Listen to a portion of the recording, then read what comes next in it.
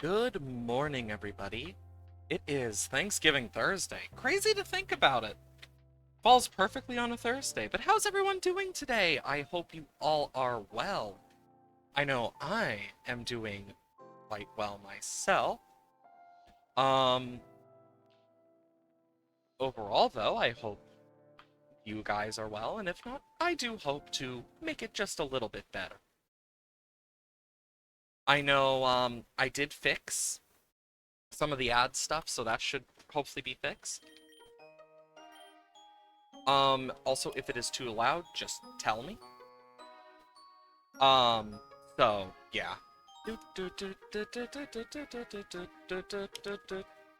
I'll move my mouse off that, just so you don't have to worry about it. Um, there we go. Load. I want to make sure I load the right one. Yeah, because we only have 4 dragon types, yet we still need more. But we've been stuck in the fairy cave. I remember that from last time. We've basically been stuck dealing with the same stuff repeatedly. But hopefully that should be fixed today, if we are lucky. Because we do have an adaptability Dragalge and stuff, and we have good Pokemon. We literally just need 2 more dragon types, and we got a full team. Then we're... I know the main plan today, because I'm not going to be streaming my normal amount of time, because it's Thanksgiving and I have stuff I need to get to eventually, but I was like, I might as well play this. Because I think it's fun. Also, if anything is too loud, etc., just do tell. Guess we'll go for Lure. Oh yeah, we have Team Star for this run, too.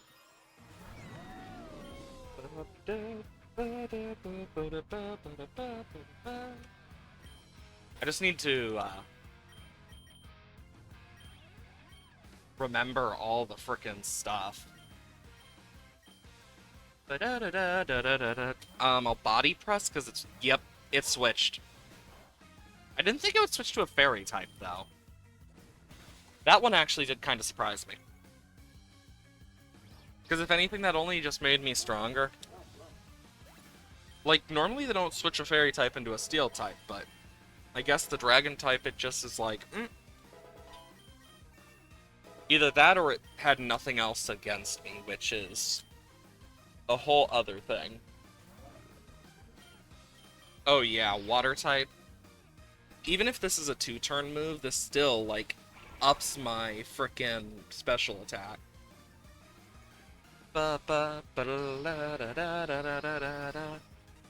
Yeah, I saw that, I found this thing through my parents, because my mom was like, yeah, your dad and I were really bored the other night, and we were just like, we didn't have enough time, care to watch a Christmas movie, but we found this. And on Hulu, she showed me this thing, and I'm like, what in the absolute hell? It's just a freaking, like, 40-minute thing of just a freaking thermostat, where it's just nothing else but a thermostat that sometimes gets changed, and then another one that was a gingerbread house remodeling, where over the course of the 40 minutes, you watch as the people and the gingerbread house get ripped into shreds, and then like the final one, you just see this kid just and just like get really happy about ripping up its foundation, and it was super weird. Like, it really caught me off guard.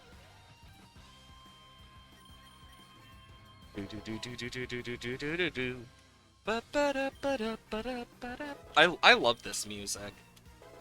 Like, it's one of those that I just can't not love. Because we do have, like, Soul Dew and Dragon Fang on this, so, like, our dragon moves do quite a bit. Which is good. I do need to get some PP ups as well. But my main worry is getting enough dragon types. Like, there's some good dragon types that we could possibly get. Like, off top of my head, Garchomp is pretty good. Rough Skin is a very useful ability, especially against multi-attackers.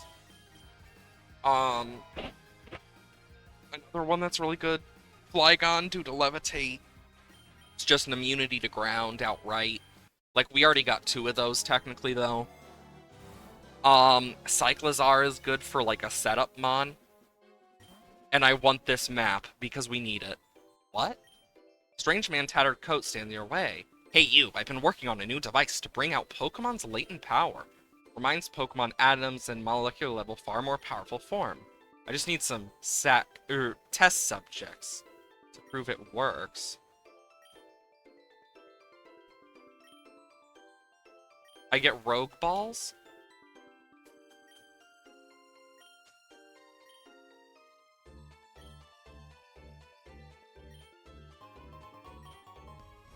Oh my god, it's a Regidrago. Well, joke's on you, I got a Master Ball. So I just traded my Noivern for a Regidrago? Oh no, I lost Noivern. Now I'm back down to 4. Well, oh, Team Boss Airy? I did not expect to deal with Airy. Turn that back down a bit. So, we just lost Noivern. Shit! Well, I mean, Regidrago is good. Dragon Breath, Dragon Energy, Focus Beam, Energy, Hyper Beam. We need to upgrade its moveset, though, because it gets a good moveset. Yep, I had a feeling she was going to switch. Get a free Electroshock off, and a free special attack boost. They love to switch against this Archaludon, apparently.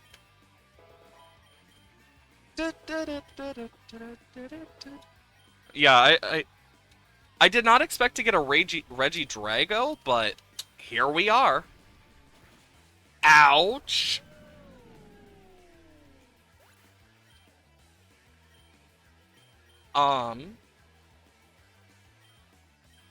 Yeah, I should send out Altaria. Ooh, this is gonna hurt. Moonblast. Oh, that did nothing. I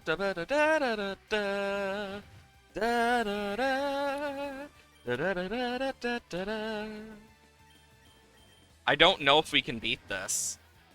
Because we literally lost our best Pokemon. Critical hit, Dragon Smock. Oh, no paralysis. This is gonna kill. What?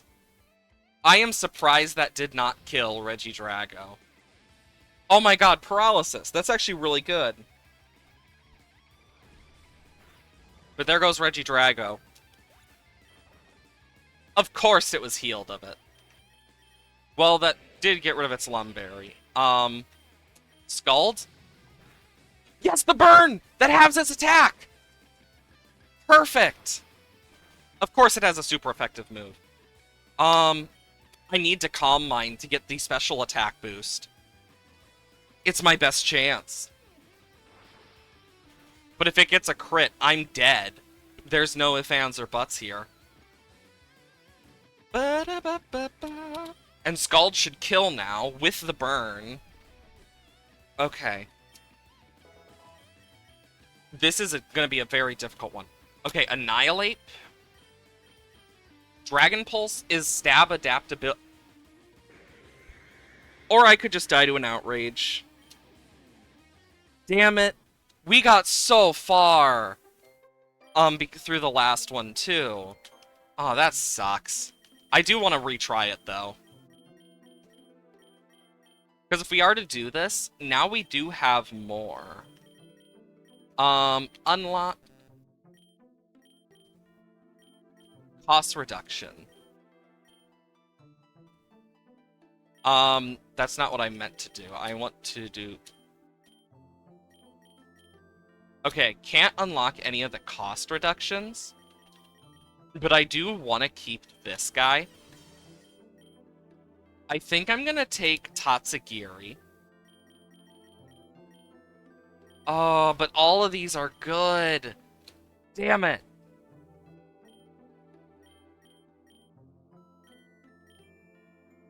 Yeah, I need to go quirky with adaptability. And then I need to go...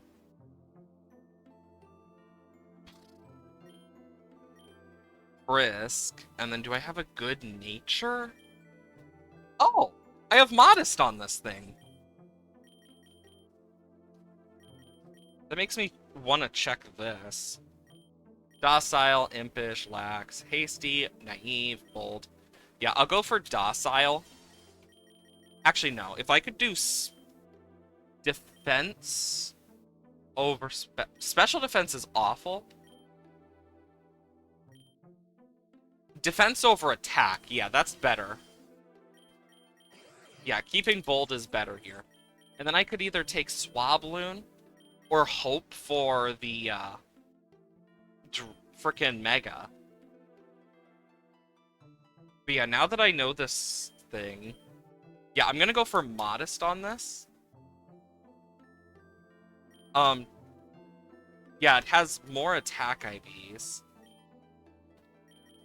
But I need a good special attacker. I could make it a physical attacker, actually. Attack over defense. It is not a defensive mon.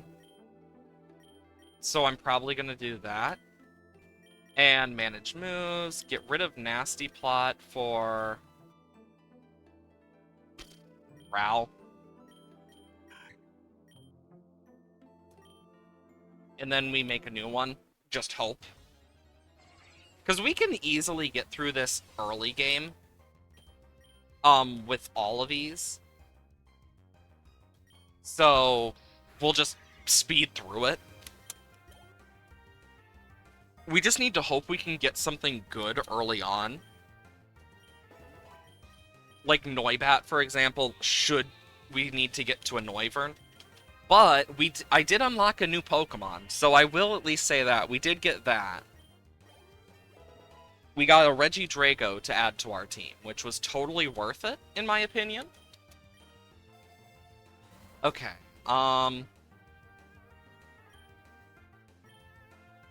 Luther's Taunt. Oh, yeah. It is in the game. This could be useful.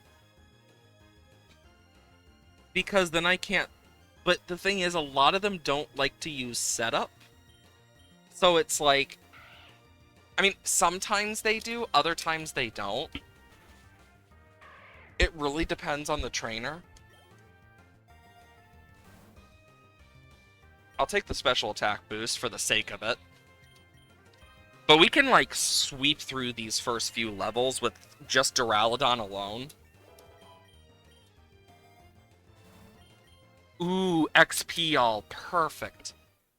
As much as I would have liked Dual Wing Beat, the XP all is going to be more important overall. You know, I actually, I'm really excited about some of the stuff with Pokemon. Because, I still have some things I need to do with it. Like, I have a bunch of Pokemon in my Pokemon Go I need to transfer to my Pokemon Home. Because... And then I need to get with a friend to do some trading so I can evolve my Pumpkaboos. Because, of course, I need Pumpkaboo. Because I am going... Since I'm going for each, form, there's 5 forms of Pumpkaboo. Tiny, small, medium, large, XL. And I have a bunch for stuff. You got another lucky ring? Nice! Also, welcome on in, Iris. I hope you are doing well today. Ooh, Hop Up and Starly. Nice. But I will say, I do like that Frisk was changed into this to actually show, like, what actually has what ability. Because items you can already see. I think that'd be a cool buff to Frisk. Because, yeah, there are open team sheets, on competitive, but it would give Frisk more use outside of competitive as well. Ooh, I'll take a candy jar this early. Didn't sleep too well, your mind won't shut up about you're all right now. Okay. Yeah, I get that. I had such an awful nightmare last night where and this is the most and like this is just a nightmare that I know is very common for quite a few adults. It's just the thing of like everything just gets turned off because for some reason it just your credit card just slash debit card just stops working. So all the things you're subscribed to or paying like your bills and stuff just don't go through, and it's taken all that money but it doesn't count, and then you lose everything because of that. It sucks that that's a possible dream to get. I hate it with every fiber of my being, actually, because it's a very stressful nightmare. But of course, can't do much about that. That's the thing about nightmares, is they always hit something that's like going at part of your brain. And of course, with some things it's just like, oh yeah, you're stressed about paying for this thing, etc. because it's around the holidays. Like, there so much is intentionally being raised because, well, supply and demand. I mean, it's basic supply and demand. But I'm just here like, okay, I need to make sure this, and it's just adulting. Because I know today with Thanksgiving, I know the only reason I'm not doing my full stream most likely is because, well, I have family, and we usually eat around 1. Ooh! Busy worker flags you down. You look like someone who's capable of a lot of poke. Can pay you if you're able to help us with some part-time work. Use its strength and endurance. Well, Duraludon. Thanks for the assistance. Duraludon was incredibly helpful. I mean, that's just worn out. The PP Vault moves are reduced by 2. I mean, we just got to this, so that's not too bad, but... Learn Supersonic. That's actually alright. Like, Supersonic can be useful, though it's only like 55% accurate if I remember correctly. It's not 100% accurate, it's 50% accurate. That's how I always look at it. Oh, Rakra! I'm hoping this run we actually get lucky and aren't shoved into the ferry area again, because that would suck. I mean, at least at the beginning we did get Regidrago. Like, that's a good capture, because that marks that off my list of needed Pokemon to actually catch every single mon in this. Because otherwise I have to rely on eggs. And I do need different types of balls for some of these. Some of the places I need to hope to go, the main one I'm hoping to go is the lake, because that has the most chance to go into a dragon type, or something that can come a dragon type. You got stuff like, ooh, Mist. No, I'm thinking of Haze. I want Haze instead if I get the chance. Honestly, if I'm put defense on anyone, Skrelp. Because Duraludon gets stamina when it evolves, which is, like, super good. It's just poor man's berry, like... Yeah, I got swept by the fighting type, Team Stargrunt. That's the main reason I lost, but either way... Aroma Veil and Super Luck. Oh, I'm out of Body Press. My last Core Enforcer, and, Girl, Supersonic. Yeah, I, did a little bit of just figuring out, with some of the Pokemon stuff since last time I played this. Mainly because I will gladly admit I am not all knowledgeable on Pokemon. I'm still learning stuff even to this day. Like, I think it's really cool, the amount of stuff there is in Pokemon, personally. Just shows how many differences there are. I need to increase my PP for this. PP up, ethers. Elixir, that works too. Everything gets some PP.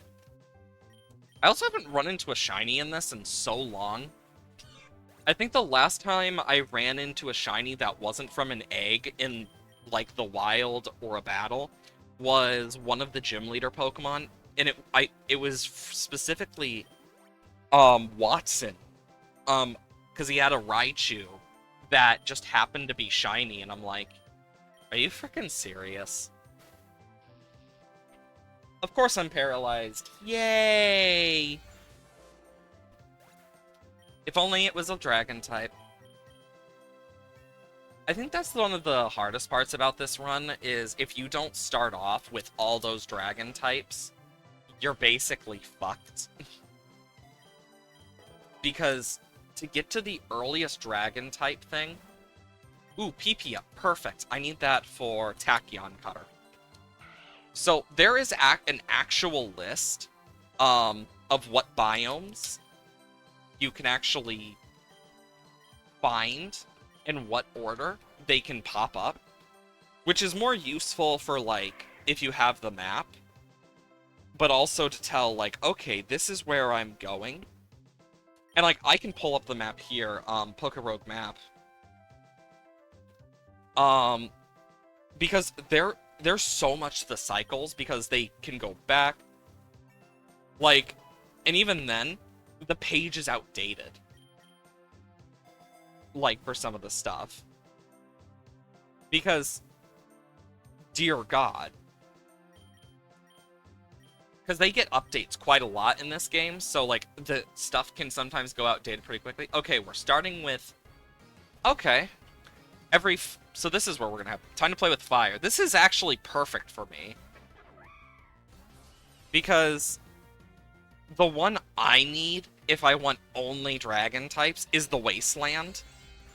But for that, you need to go to the Abyss or the Mountain. And with map, it's 50%, without 21 or 22%. And that is the biggest thing, is we want maps so it's easy to get there, because the Wastelands only gives mainly dragon type / pseudo legendaries. Like, everything except Tyranitar is a dragon type. That's where you find Regidrago normally, as well as Dialga, Claire, Raihan, frickin' Arctozolt, Dracovish, Tyrantrum. Now that's actually a good mon. As well as Aerodactyl? Okay, that actually makes sense. But Drampa is another one that's, like, underrated. Kommo-o, Dragapult's good. Excalibur is amazing. I do kind of wish they had loaded dice in this, because Dragon Dance, Icicle Spear, loaded dice on a Baxcalibur is really good. It's like, I'm talking while also looking at, like, should I use this? Should I do this? But yeah, like, if we can get the map, that basically just opens us up to so much. Oh, good, the lake. Perfect. Because if we also go into the deep ocean, if we also go into, like, the seas and stuff, or to, like, the island and stuff, we can run into stuff like Tatsugiri, which will be another dragon type for us. But we also have a chance of running into another Skrelp / Dragalge. That's useless right now. I'll take the nugget. If only you became a true dragon type, Magikarp. How did you avoid the attack? My accuracy isn't even down. It's 100%. This thing must have an accuracy nature or something. Oh, wait, the fog. I didn't even notice that. It's like, I try to pay attention, and then it's like, there's always one thing I miss. Fog is probably my least favorite effect of all the effects, sheerly because of the fact it lowers accuracy. Toodle, you don't become one, so... This never misses, so... It's at least some damage. I do wish that some of these were dragon types. Of course, if I were to choose my favorite, it's obviously going to Noivern. I mean, it's my favorite Pokemon for a reason. But, ooh, Flamigo. If only you were a dragon type. Good to know that that has Water Veil. I think I'm gonna go for a Tachyon Cutter and an Overdrive. Because if I can kill this, all that Overdrive damage from Noibat goes straight into Goldeen. And Noibat has a really nice special attack stat. I'll take Metal Sound over Metal Claw. Being able to harshly lower special defense temporarily is not bad. Because, of course, being special attackers, my team really would enjoy that. Also, next round is a frickin' battle against my damn rival. And this can easily be done.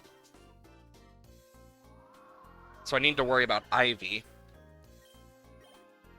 And at this point, I've seen the Ivy stuff so much that, in all honesty, I just set it to skip. Because after seeing it God knows how many times, you're just like, oh cool, we're back with this again. I mean, some of them are cool, like the villain stuff. But if you have a new villain, it will tell you their thing.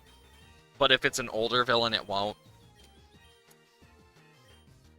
It really depends. But nonetheless, I do like it. Nah, I don't want Tail Whip. There's a lot of moves in this that can be good, but aren't.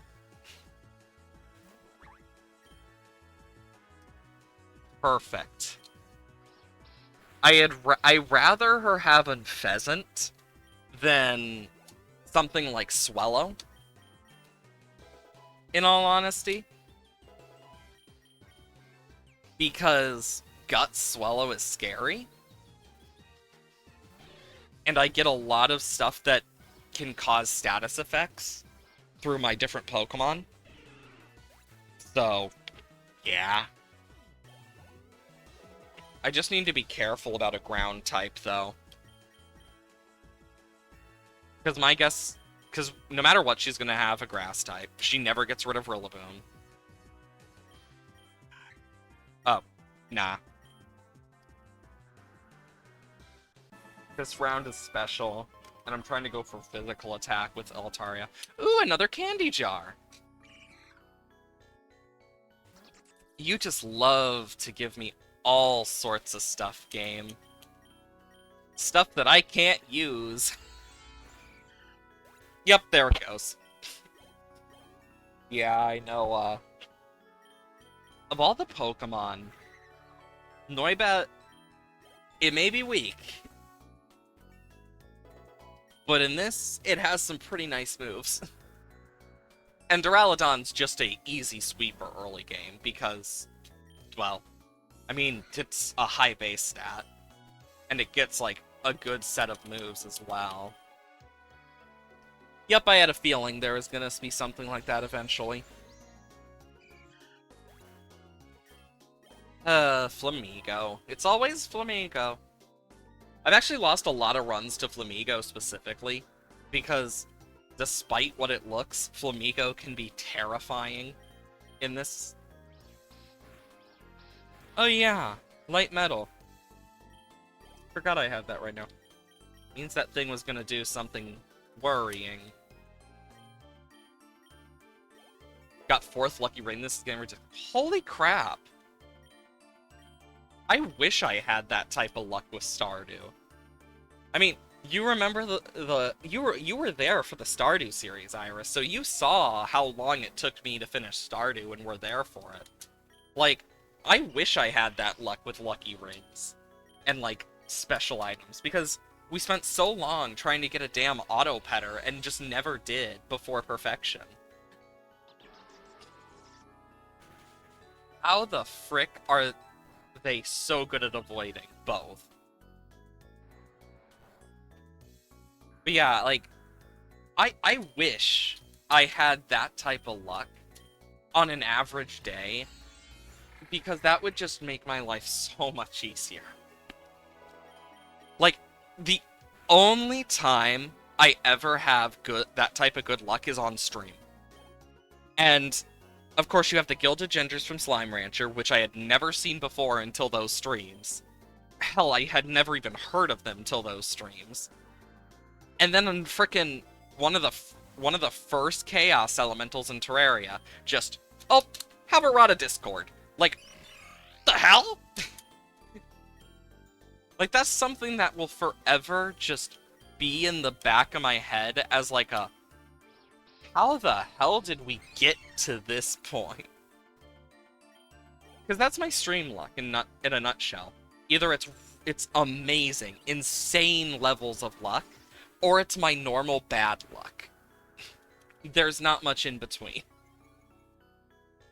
Another thing I thought so I've kind of decided now that what I'm gonna do is I do want to do the Binding of Isaac, Dead God run on stream.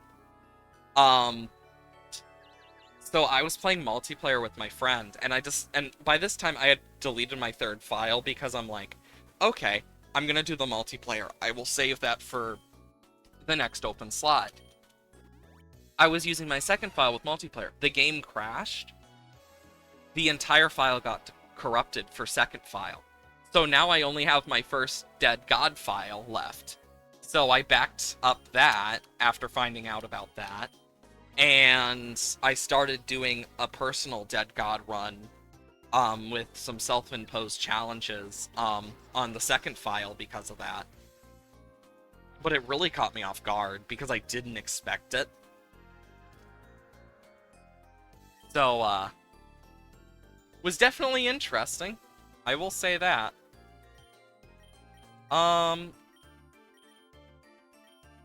This thing has legendary level stats. I need it gone. Because once it's under 25%, it goes back to normal. There we go. At the end of its turn, it should... hopefully... Yep, there goes its schooling. It's reverted. I'm gonna... Tachyon Cutter, Azumarill, and switch out Noibat for Skrelp. Oh, wait. Oh, yeah, I can't use either right now because they haven't evolved. But yeah, I am so sad I lost that second one because I'm like, aw, dang it. But yeah, it was a glitch that happened where if you crashed, it could corrupt your save. Of course. But yeah, I ended up just restarting that. Nonetheless, though, I also managed to fully complete all the achievements on my first file. But I also learned something. Apparently, from what I heard, if you get all the marks on multiplayer, there is a special thing you get for the file as well, similar to how you get like Dead God and stuff. And my only thought was, don't give me more reasons to do certain things. It just makes me want to do them more. Because multiplayer runs are hard because, one, there's always a bit of a lag that comes with it. And two, you're splitting items. The only items that are guaranteed to give an item to both of you is bosses. That's the only one that's a guarantee. Sheerly due to the fact of everyone gets their own item with the boss. And it's kind of chosen between you guys. And, like, of course, some are better than others. no doubt about that one. Frickin' Jesus Christ, my friend getting rock bottom and frickin' soy milk after already having brimstone and polyphemus, and I'm like, how the hell do you have this type of luck? Because this friend of mine, I don't know where he gets his luck, but whenever we are playing games together, he always gets so much luckier than I do. And it just is like, why? Even to this day, I'm just like, how in the actual hell has he managed this? Because I wish I knew. Like, jeez. Because I'd like a bit of that luck. But yeah, it's still fun though, playing like Isaac and stuff. Like, of course, some of the mods are now working again. But you can't play online with them yet. I don't know if that will change.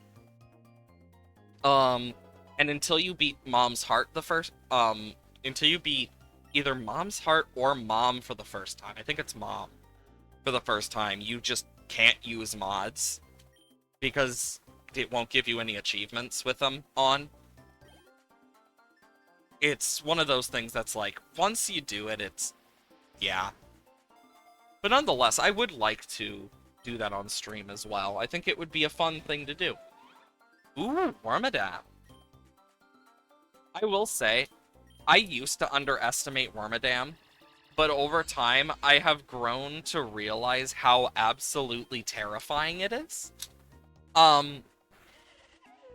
Because Wormadam can actually be surprisingly good, depending on its cloak and typing that it has. The Trash Cloak is relatively good, actually. I've used it quite a few times, before on my team, and it's better than you would think.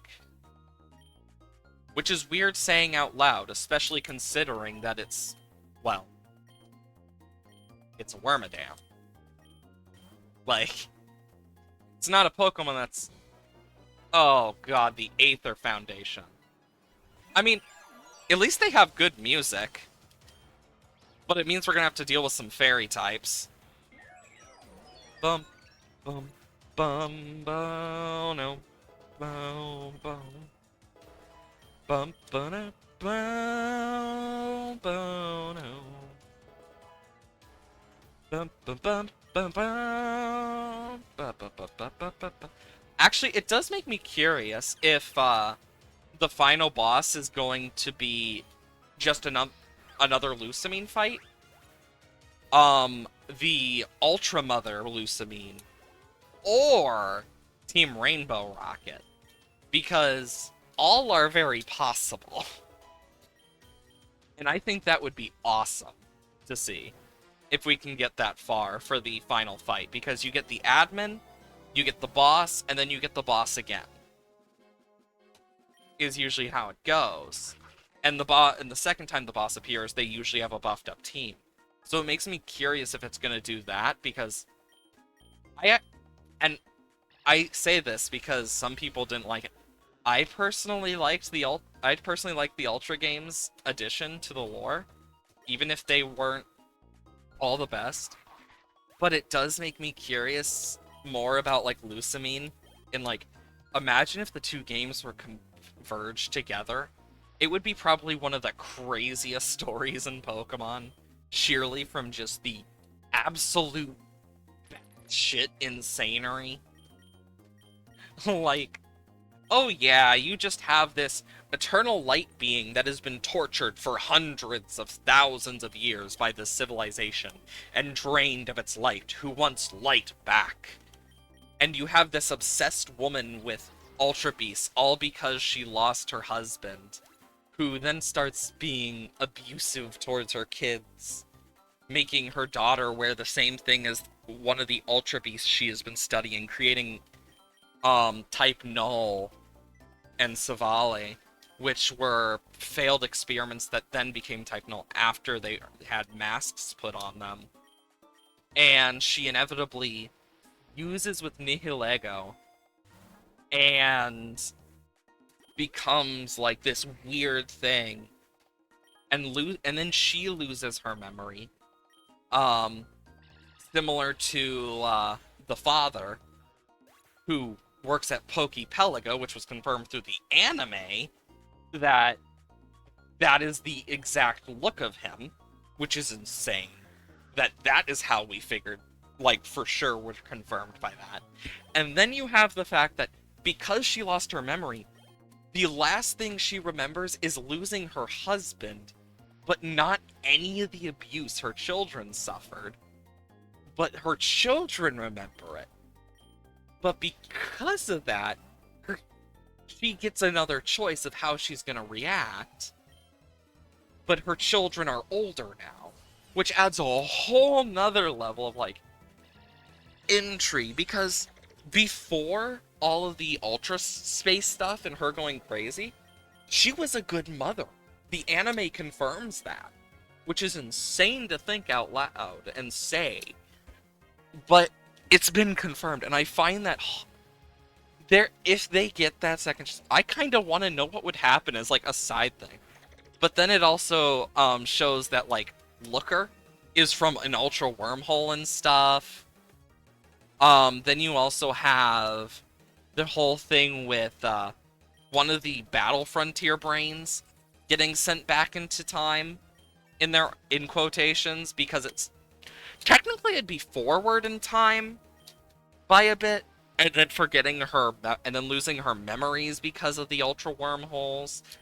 Like, it is such a convoluted but jam-packed plot where you have the Island Guardians fighting off Ultra Beasts, and you have these Ultra wormholes where you have to go stop Necrozma, who has taken Nebby. And it's like, it really makes you wonder what the fuck is going to happen when the inevitable remakes come out. Because part of me hopes that by that point, if remakes do come out, that they combine the stories just to see what it looks like. Out of my own curiosity. It's like a morbid curiosity of like, I wonder. Binacle and Wormadam. Sniper and Anticipation. Well, I can take care of Binacle and Wormadam. There goes Binacle, and Wormadam's gonna get hit hard by this Aeroblast. Honestly, Pokemon lore is one of the craziest things. Like, for the longest time, people thought Arceus, of how we see it, was what God looks like. But because of Legends Arceus, we now know that it's only an avatar of God. So it's only just a small fragment that Arceus sent down to view the world from the person that basically helped it.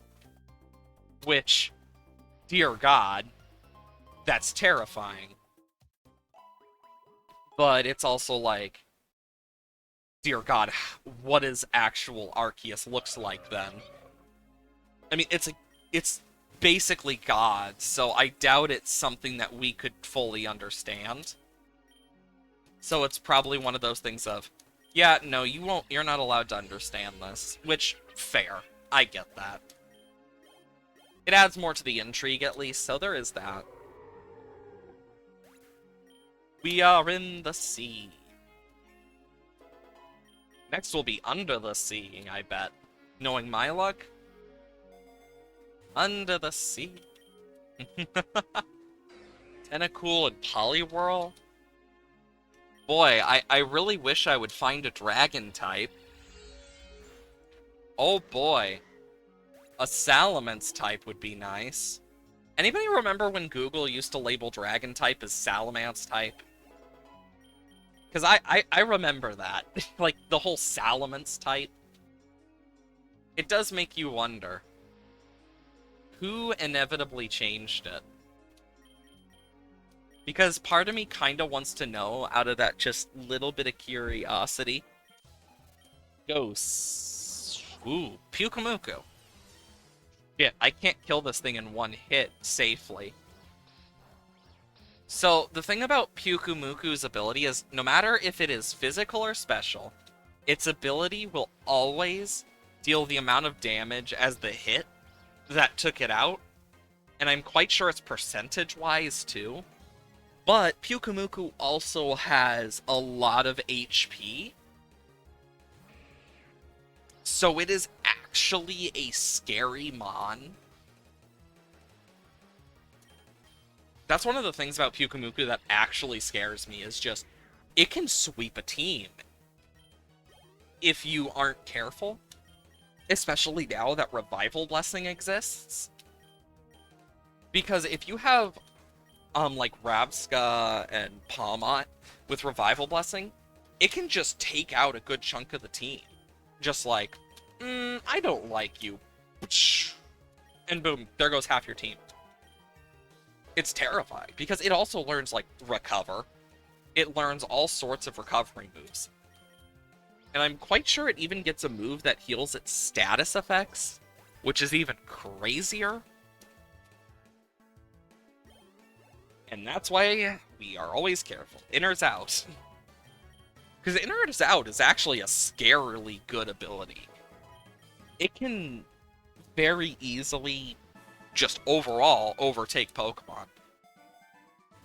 It's a good way to take down sweepers, and a good way to just take down, like, extremely bulky Mon, too.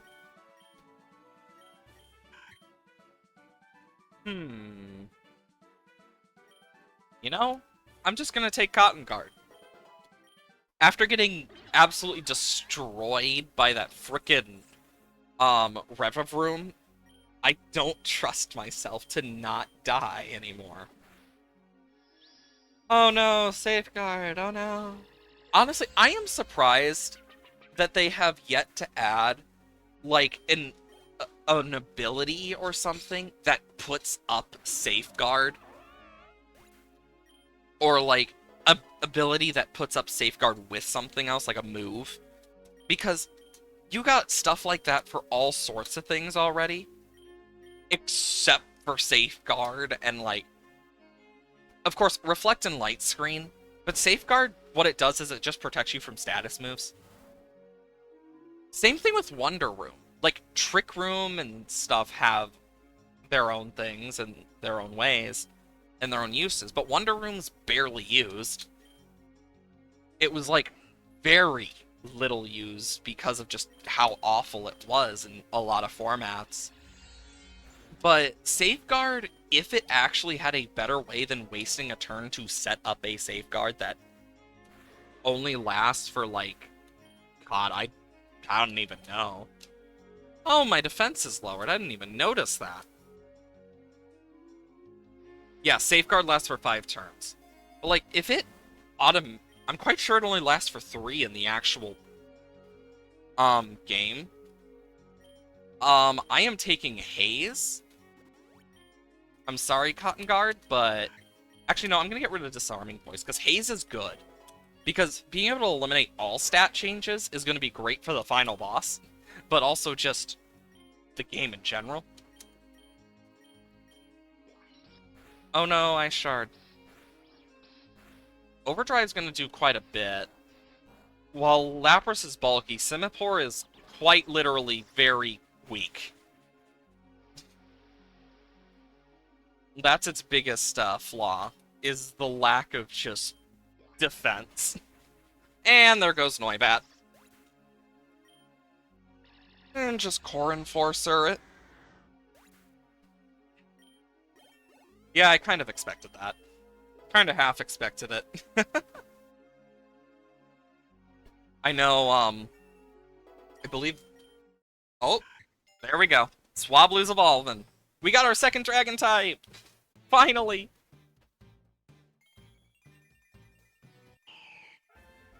We now have 3 on our team. It's actually our first Dragon type to evolve. Also, most of the music in this is from the Mystery Dungeon games, fun fact. Like, that's something I've noticed quite a lot. And I think part of that is because, yeah, a Marine Mystique. I don't think I have heard. It sounds similar to one of the Mystery Dungeon themes, and I don't know what the Mystery Dungeon version is called. Sure. Whichever one. Okay, both die. Doesn't matter. Like, Mystery Dungeon is a good series if you're into that type of stuff. Like, it's an RPG kind of style. Um, but it has, like, very good story. Especially in Pokemon game case. Like, that's where you want to get your story if you're going for good Pokemon story. Of course Floatzel somehow survives. Of all the Pokemon to survive, it's Floatzel. And of course I flinch. God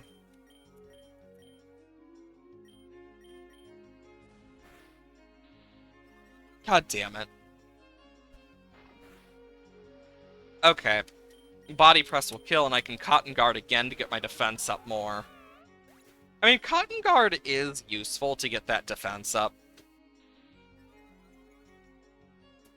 I mean, it's 2 Cotton Guards to get maxed out defense. Ooh, Quick Claw? I feel like if anyone would use it the best, it'd be Altaria. God, every time I hear that type sound, I'm just like, again. I've heard, I used to hear that so often in Scarlet and Violet just because I used a Kilowattrel. So I got so used to hearing the and you really do get used to it. After enough time, you just get so used to, like, some sounds. It's like, oh yeah, I know that sound. Or, oh yeah, I get it. That's usually how it goes. I'll just peck. That did nothing. I will say, Kilowattrel, definitely a really fun Pokemon to use if you've never used it before. If only I could get a Pokemon that learns Soak. There are no Dragon types that learn Soak, to my knowledge. Because the Golduck line, Araquanid line, Goldeen line are the main lines that learn it, that I can think of off the top of my head. And I'm quite sure they're the only lines that learn it. Ooh, Marlin! You look strong! Shoot, let's start! God. Also, that feels so much... Okay, I need to check this because that felt so much higher pitch than normal Tortuga. Because I always thought it was a lot lower, like, in terms of volume. Like, it was more... Except it wasn't... It was more lower, like... I always thought it was. I might be going crazy here. Because I can hear it in my brain, too. Like, I can hear it right now, the... ba-ba-ba. Like, Arkin is hard to forget the... Like, that one's very difficult to forget. I mean, even then, some of these, like, I wouldn't have to look at the Pokemon, and I just am like, oh, I know that Pokemon. Because I'm a nerd. Like, that's the case for a lot of this stuff, is where it's like, oh, I know that sound just from the cry. Like, I'm not that good with all Pokemon, but I can tell the difference between a lot of Pokemon from it. Hello again, Tortuga.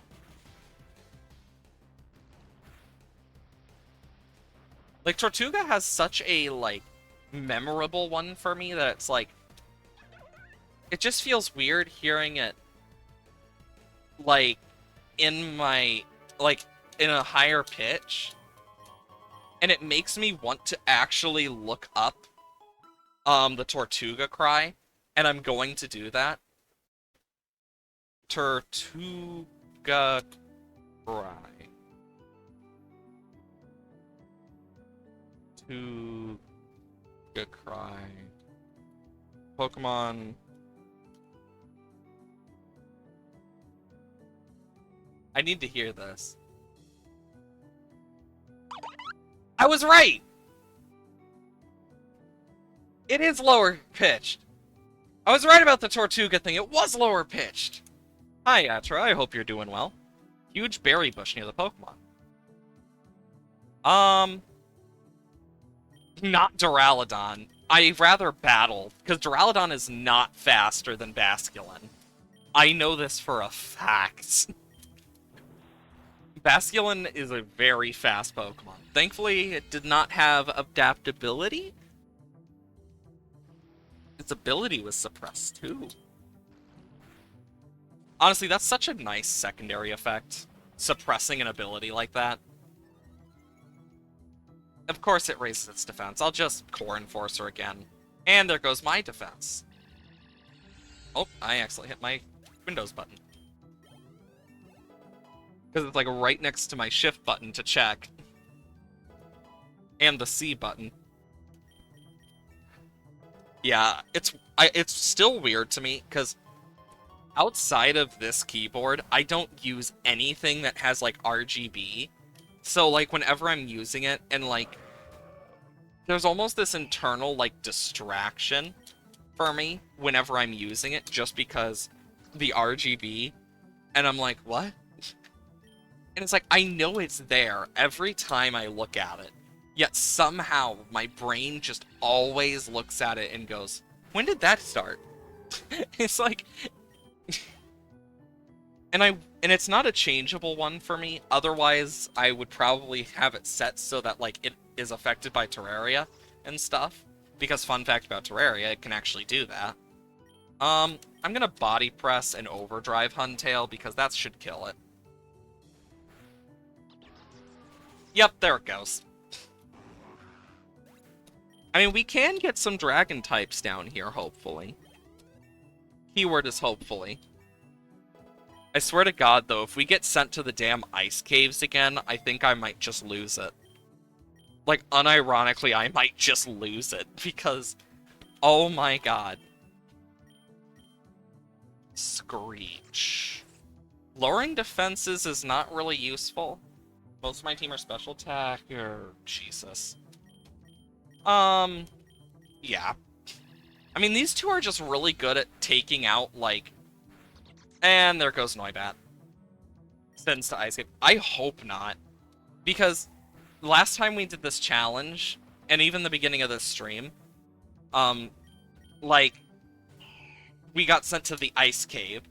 Then we got sent to the Fairy Cave. Like, we got sent to every single thing that was super effective against us as a dragon type, except for other dragons, which we need. So it's like, what the hell? And I hope we're not stuck with 4 Pokemon again, because that would be very annoying. I mean, we did end up getting Regidrago earlier this stream because I traded Noivern in curiosity, because I knew that run was probably not going to get too far, and I was quite right about it, because, dear God. Oh, cool, Cotton Guard. Just raise my defense. And... Yeah, Lantern is a very bulky mon. Special attack Rose? Ah, that's why Lightning Rod. Yeah, Lightning Rod is a scary ability. I need to Core Enforcer again, and then I will Peck. Yeah, take that! I'm gonna Peck Lantern. Discharge also sucks, because Paralysis just sucks in this game, because not only is your speed lowered, but you can just sometimes not move. Also, where is my Tatsugiri I've been oh so nicely asking for? Like, please, game, I just want a Tatsugiri. Is it so bad to have a Sushi Dragon on my team? Well, first off, full heal. Second off, welcome back, Noibat. Oh shit, I forgot about this. Well, Oh boy. Oh, it's using Focus Punch. Perfect, I can break that. I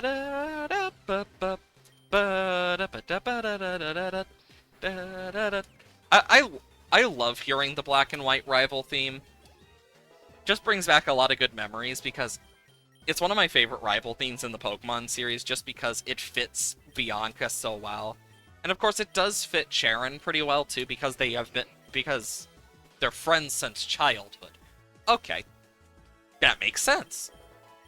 And I just really like it. Something about it's just really fun to me.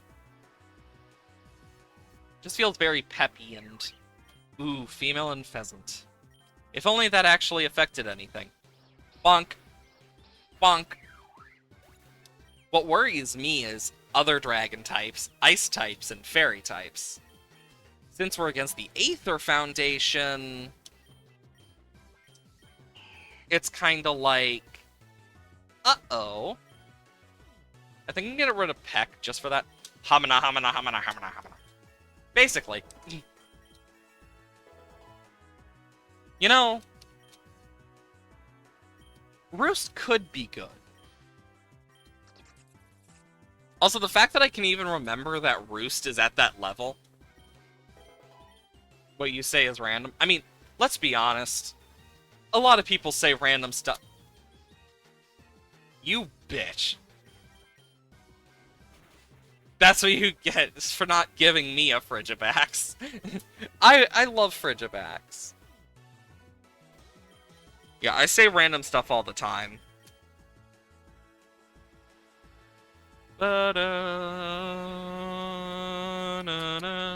Fusunk. Fusunk. Shuckle is just screwed against Arcaladon and Duraludon. Yeah, I say random stuff way too much myself. I know I do. Like, it's fun to say random stuff. Ooh, we are getting close to Noivern, because Noivern's a level 48. So if we get to max level for...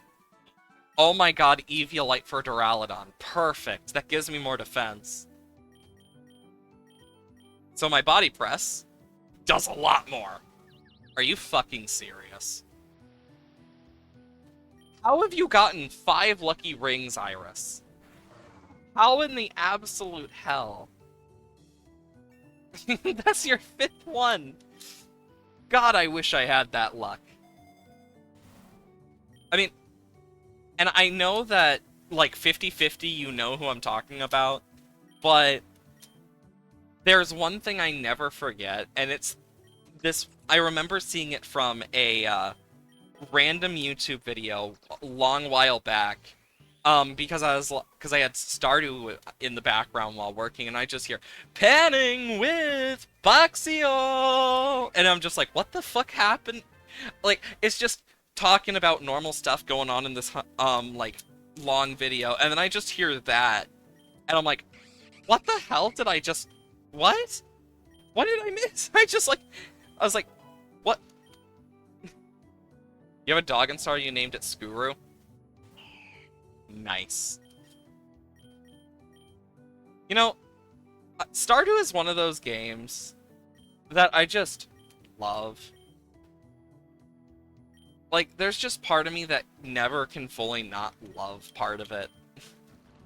It's just fun to go back to sometimes. Especially when you're feeling, like, down or sad. Like, it's just fun to go back to Stardew, because, like, I know the reason I uploaded every VOD to the YouTube, and eventually I would like to learn more about how to edit and stuff, because I still suck at it in any form. I do want to learn more about editing, and then I'm gonna spend, like, a good weekend or so, like a good few weekends, just scanning through every single one of those, if I can. Like, if I ever get that chance, I kind of want to do that. Like, if I can at least get the VODs from YouTube, and, like, download them from there, because that would just make my life easier. Outrage Altaria, baby! Definitely taking that over Moonblast because that's stab.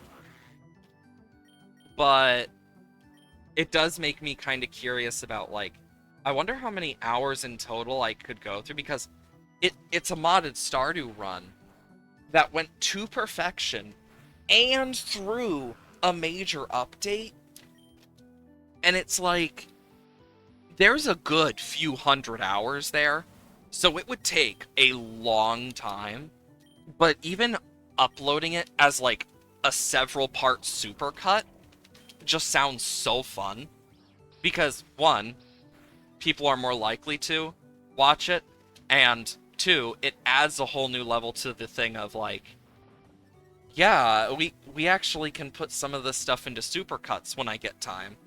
You just gotta sit. Are you freaking...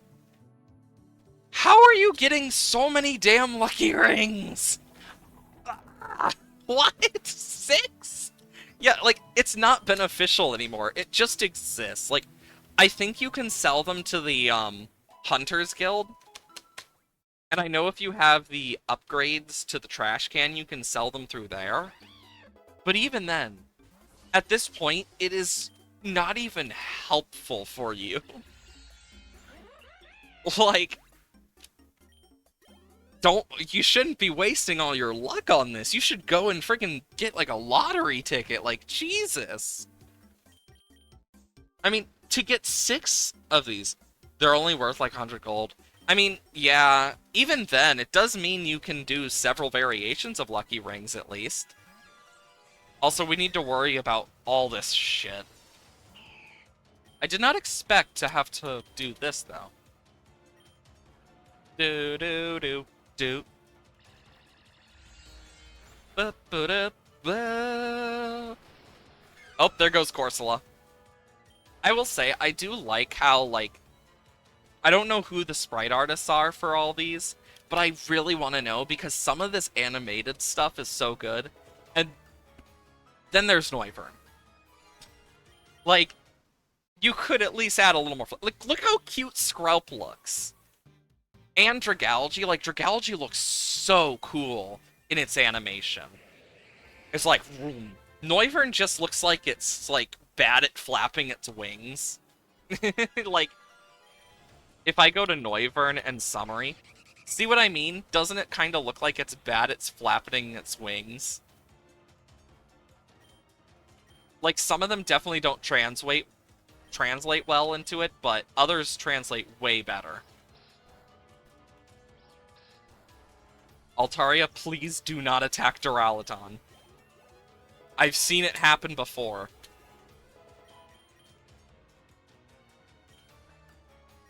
I would learn Perish Song if it weren't for the fact that... So, fun fact, one-hit KO moves and Perish Song do not work on Eternatus. The devs made sure of that. It's a shame. Because I get why. Like, I really do. But it would have been funny if it actually worked. Because for some Mon, it would just make them so much funnier to beat with. I mean, even then, because Wide Lens doesn't affect the actual, like, chance to hit for accuracy of one-hit KO moves. Not a lot of people know that, but just a little fun fact for you. A little fun fact of the day, as one might say. Are you fucking serious? 1 HP? That is 1 HP. There is no other way. Yeah, there it goes. Like, how do I always manage to just edge that in Pokemon? Like, because even off-stream, this has always happened to me with, like, boss Pokemon, that it's like, you have to kill them for some reason, and I don't know why. I'm gonna Super Potion because we are getting close to, well, not a very fun battle. Because we have to worry about an admin, which is probably gonna be Faba, is my guess. Also, the Aether Foundation is such a cool battle theme. Turtonator's another one I really do wish I had. Because Turtonator is such a good mon when it actually is used right, but it also sucks in other ways. I think the hardest part about the dragon type is, one, they're either pseudos, and two, they're either one, legendaries, or two, pseudos. And for the ones that aren't, they're very rare. Like Axia, which a lot of people think is a pseudo despite not being a pseudo. Then you have stuff like Applin, Dragalge, Altaria. But even then, getting all the points, especially with, like, point downs, definitely doesn't help for this. I'm gonna get Flash Cannon just for the sake of it. It's a little bit of extra damage that I can just go, pew! Ooh, Sludge Bomb, perfect. Sludge Bomb is such a fun move. Especially when you get that poison. Uh-oh, Mimikyu. Flash Cannon and Sludge Bomb. Break its disguise, and then just rain poison down. Lap. Ooh, even with adaptability? Damn. Either way, this kills. I still feel so bad for Mimikyu. Hey, 22. Hope you're doing well today. Happy Thanksgiving. It's crazy to think it's Thanksgiving. It really does. It doesn't feel like it's Thanksgiving. But I think that's just kind of the thing that happens as you get older, is never feels like it. You saw Mimikyu for just like a glimpse of a second. Yeah, it died. We're retrying the Dragon Run because I traded in Noivern, got a Regidrago for it, and then we died to the fighting type, frickin' Team Star Boss. So, yay. Because I did not have a speedy Mon. Yep, there's Faba. I, Bronze Cheat Faba, shall show you the harshness of the real world. It's funny that he says that, but it's like, literally, he's just an asshole. There's nothing else much. He's an asshole scientist. Did it seriously just get paralysis? Are you freaking serious? How come I never get it when I use Body Press? And there goes that. You're still working on that gimmick? Nice. You know, one of the things about Pokemon gimmicks, especially now, is like, and you'll notice it with like later gen ones, they still are learning, but they always stick to certain things, and it's always like, fun. Ouch, that high jump kick hurt. I might send out Noivern. Guy attack. No, I'm gonna keep Floaty Fall for the chance of flinch. Okay, Alakazam is gonna kill me. Then I get a clean switch. I'd rather have the clean switch into Noivern. And set up a Tailwind, because he's gonna switch. Because, yeah, I doubted he was gonna leave out Alakazam against this. And then I can get a Dragon Pulse off, and my speed is up. It's gonna hurt a bit. Let's get an Aeroblast off.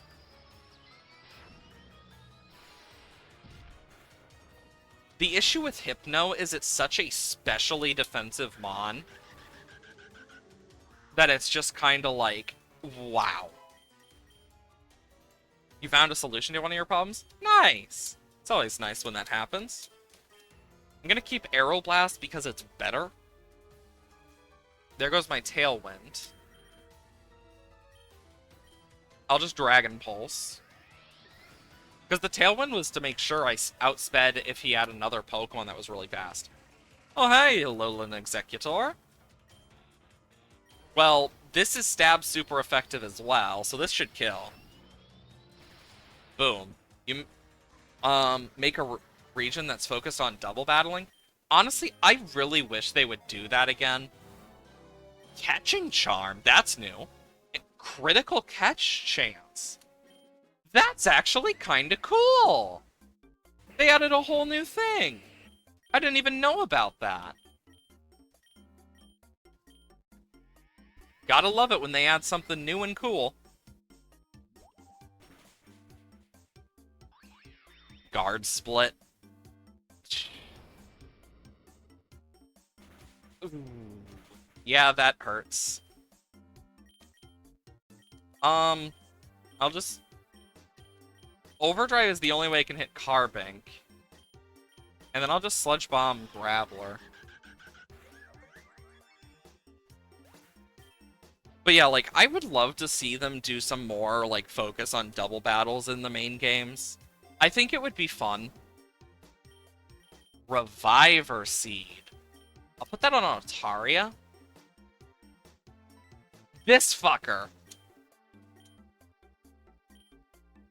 Rebinds Pokemon's... Yeah, no. Because this is not good. I already know... Like, that's how I got Regidrago. So I make 3 special evolutions for that region. So, fun fact about evolutions. I think one of the craziest things about them is... I know... Like, we know that we were gonna get certain types. We just never did.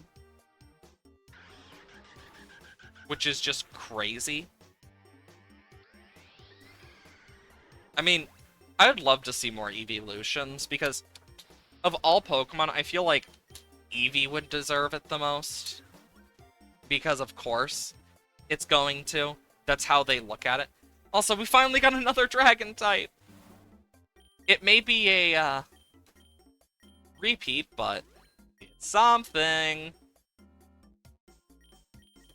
Make sure Dragalge has some.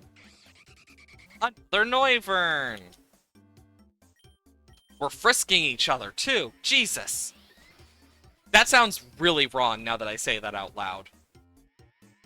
Decide to dual typing evolutions. Honestly, that's kind of neat. I would've...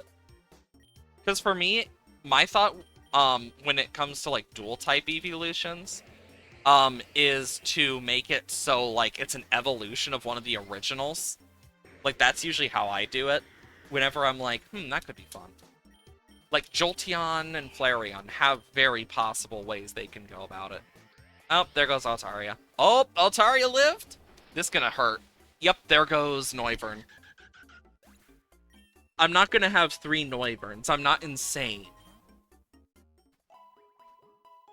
Because having 4 Dragon Flying types, all it takes is 1 good Ice type. And you're fucked. Oh, no. Good thing I'm a special attacker, baby. Core Enforcer. Oof. Yon Cutter? Did it just survive on 1 HP? How does this keep happening to me? Like, what the hell? But yeah, I really do think there's some possible, like, stuff that they could do that I'd love to see. Like, I know when it comes to, for example, Timid. Speed over attack. PP up for Core Enforcer. But, like, I would really love to see them do more for stuff like, especially with ZA coming out, I'd love to see more. Glaceon, the Steel Fighting type. Gladion. Zeratheon, Dragon Ice. And Rathion, Dark Ghost. I like how the first one is, like, one that neither exists and the other two are just like, yeah, these two would already exist. Though, in all honesty, poor Glaceon always has gotten thrown under the bus by Pokemon, and is rarely ever, until Sword and Shield, you could not obtain Glaceon until the early game. And even then, you don't get Eevee that early, and it's just like, why?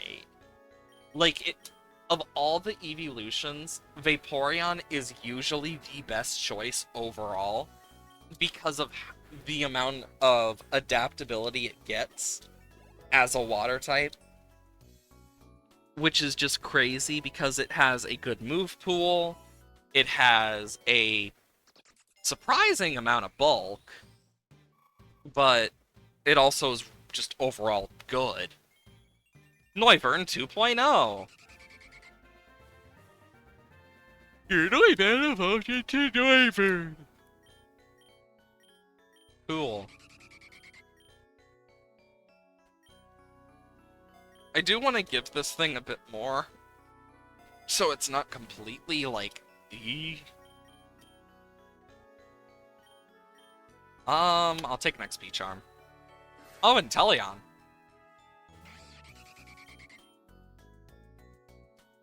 Torrent and stuff. And Overdrive. Yeah, Overdrive and Core Enforcer should kill these two, hopefully. Slowbro would be the one most likely to survive that. Thinking evolution methods, but you're questioning yourself for the two of them. Fair. That's one of the hard parts about, like, making your own Pokemon, is there's a lot to the actual Pokemon design philosophy. Like, despite everything, one of the main things is it has to look like it can become a friend. Like, of course, some of them look less like it than others, and there's always ones that go against certain parts. But they always have to look somewhat like they can become some sort of friend or partner that can, like, be happy. That it needs to be somewhat expressive in its own regards, even if it's something that you wouldn't think has a lot of expressions. Like Mimikyu. It's cute, it's something you'd want as a partner. And it has its bonuses. Of course, and even then, there's also the thing of, well, how much is too much? Because you can even notice it, like, with some of the Pokemon designs. If they aren't pseudo-legendaries or legendaries, they are less likely to have more on its design. The only exceptions to that are the Paradoxmons. Because they are in their own field of, like, sub-legendary, technically. If we're going by some of the stuff, which is weird, but I get it. Same with Mythicals. Like, there are certain like, the Mythicals, most Mythicals are supposed to be small and cute, except for, like, a few.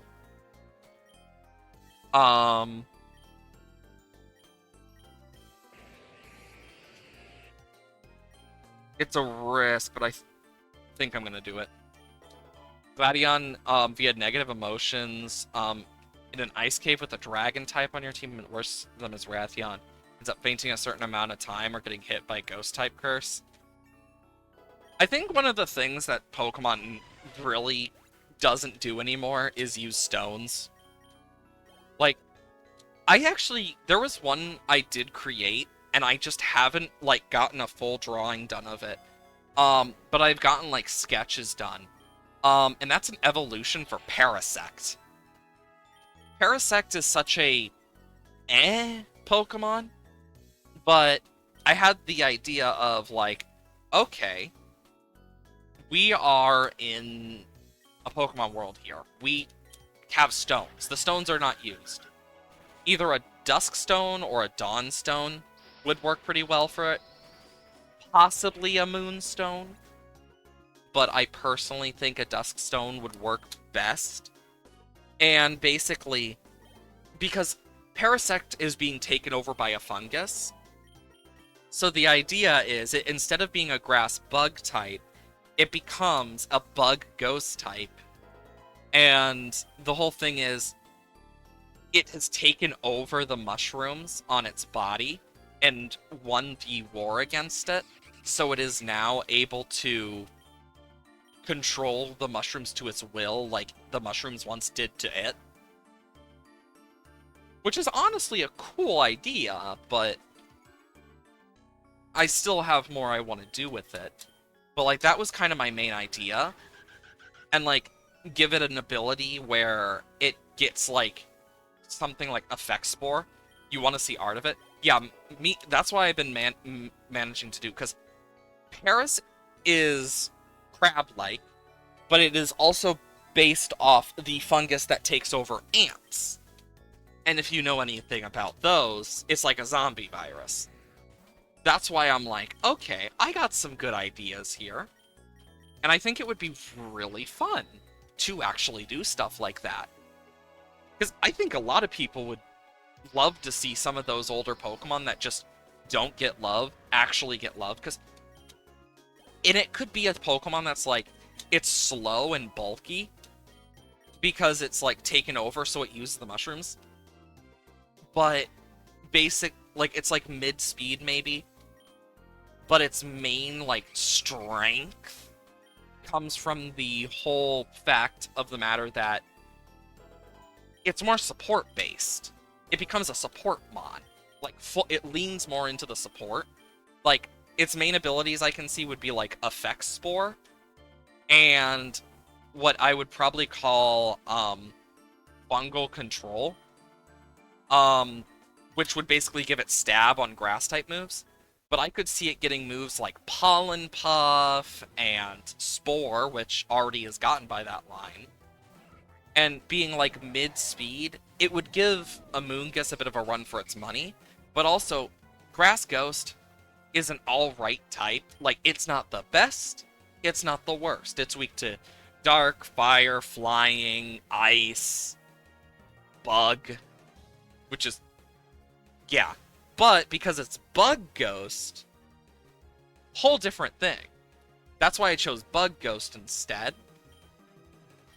Because I think I just realized, if this wasn't a trainer battle, I would have gotten that Shelgon. Because with Bug Ghost, it's the same type as Shedinja, except it's bulky. So, it's weak to Fire, Rock, Dark. Cool. As well as flying. Because of course. But I think it's a cool idea to add like a support mon like that. Because there's not really other Bug Ghost types.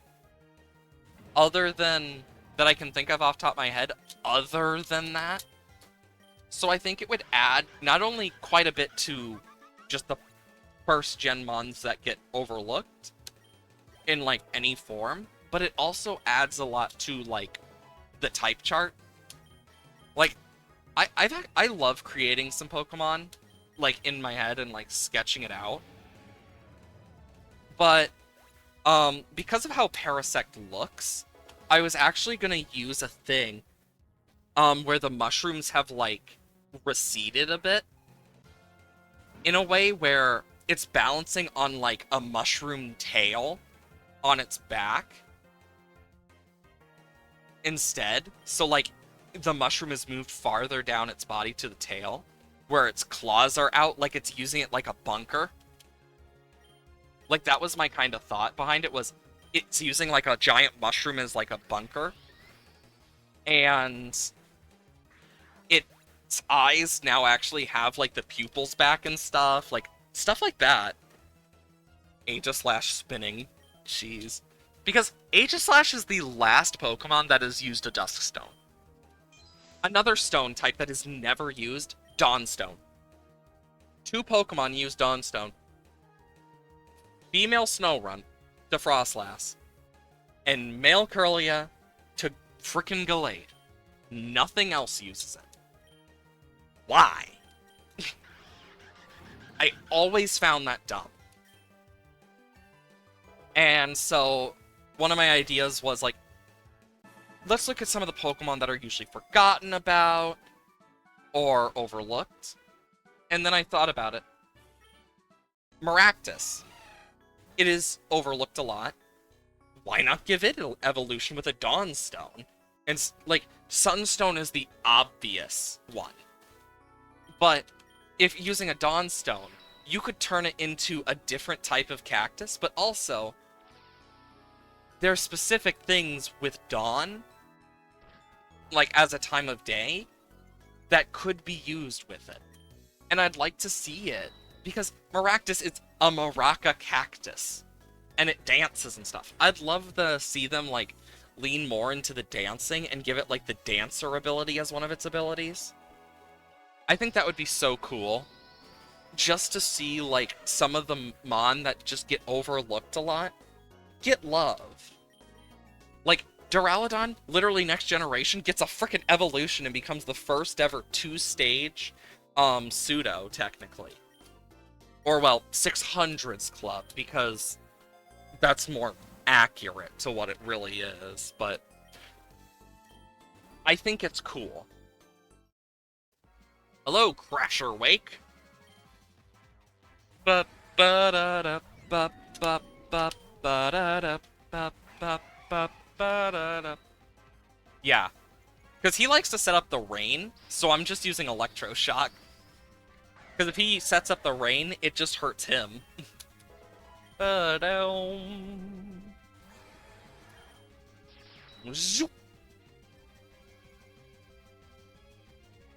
Ooh. Last Respects is terrifying. I will say that. Do do do do do do do do do do do do do do.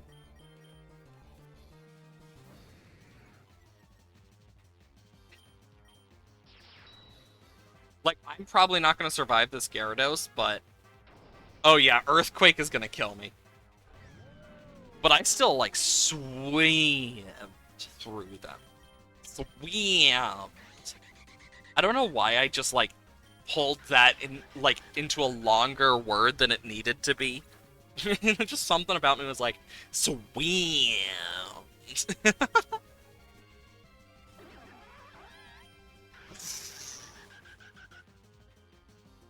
Oh no, not Facade! My one weakness! Otters! I don't know. I'm being weird. Like, I do want to see a lot of Pokemon get love they need. I'm gonna make my secondary Noivern have this. Just because I think it's gonna do more. What? So, if you've ever watched The Drowsy Chaperone or listened to it, then you know where I'm coming from when I say I can't not hear that anymore. Of the what? Because there's a certain scene in that musical that just every time I see it, I can't help but just go, God fucking damn it, and laugh because it's just so funny to me for some godforsaken reason. I mean, there's literally a song called Toledo Surprise in there. Toledo Surprise. Like, that's one of the things I love is just that in general. I do love seeing like musicals and stuff. I will say of all the musicals I've seen though, one of my favorites was Phantom of the Opera. Bro just burrowed underground thinking that's going to hit me. Like, there's a lot of good ones out there that I really want to see that I haven't gotten to see. Of course, there's some that, like, I've gotten to see through, like, movies. Like, one I want to watch is Wicked, because I'm curious. But, like, Hamilton I saw through a movie. I was originally going to see it in person, but, COVID happened. Thankfully, I was refunded because of COVID, so I will say that. But, like, I was originally going to see that. And I'd love to see some more stuff like that. I want to go see more eventually. Because, like, some of these were actual stuff that I was, like, really excited for, too. Les Mis is another one that's just amazing. It's a really good story, very emotional, very hard-hitting. right in the gut. But I always loved it. It's just one of those that you just look at and you're like, yeah, I like this. Like, there's a lot of musicals out there that I do like, some of which I wish I could see, some of which I have seen, and some of which I probably have never heard of. Like, one I do want to go see eventually is Chicago. Like, if it comes to, like, high school plays, though, as well as, like, Broadway's, I've seen a lot more. Like, Ragtime. There was a Mary Poppins one I remember seeing at a high school once. Um, like, sometimes I do, like, if I'm visiting somewhere, sometimes I'll check to see if, like, there's any, like, ooh, is there any high schools doing a theater performance? Like, and I know that's probably the most weirdo thing ever, but I always found it really cool to see how they put that on. Like, one that I remember very well, was Sweeney Todd. There was a specific school that put it on, and they actually went out into the audience to do it, too. It was really cool seeing them go out into the audience for Sweeney Todd, because Sweeney Todd's a great musical if you've never seen it. Another one that was really good, Little Shop of Horrors. Great one for that one. Drowsy Chaperone, great one as well. Like, there's a lot of good musicals out there, and it's really, like, if you like it or not. One musical I refuse to just, like, go and see is Cats, because I have always been creeped out by the costumes they use in Cats, because, and it's specifically cats, nothing else. And it's not because of the movie. I never wanted to see it before the movie came out because of the fact of, like, if you know what the costumes look like in general, the movie made them worse somehow, which I didn't think was possible. But yeah, it's one of those things that, like, I'm just like, ugh. Watch this, a teacher and some school children. Hello there, would you be able to spare a minute for my students? I'm teaching them about Pokemon moves.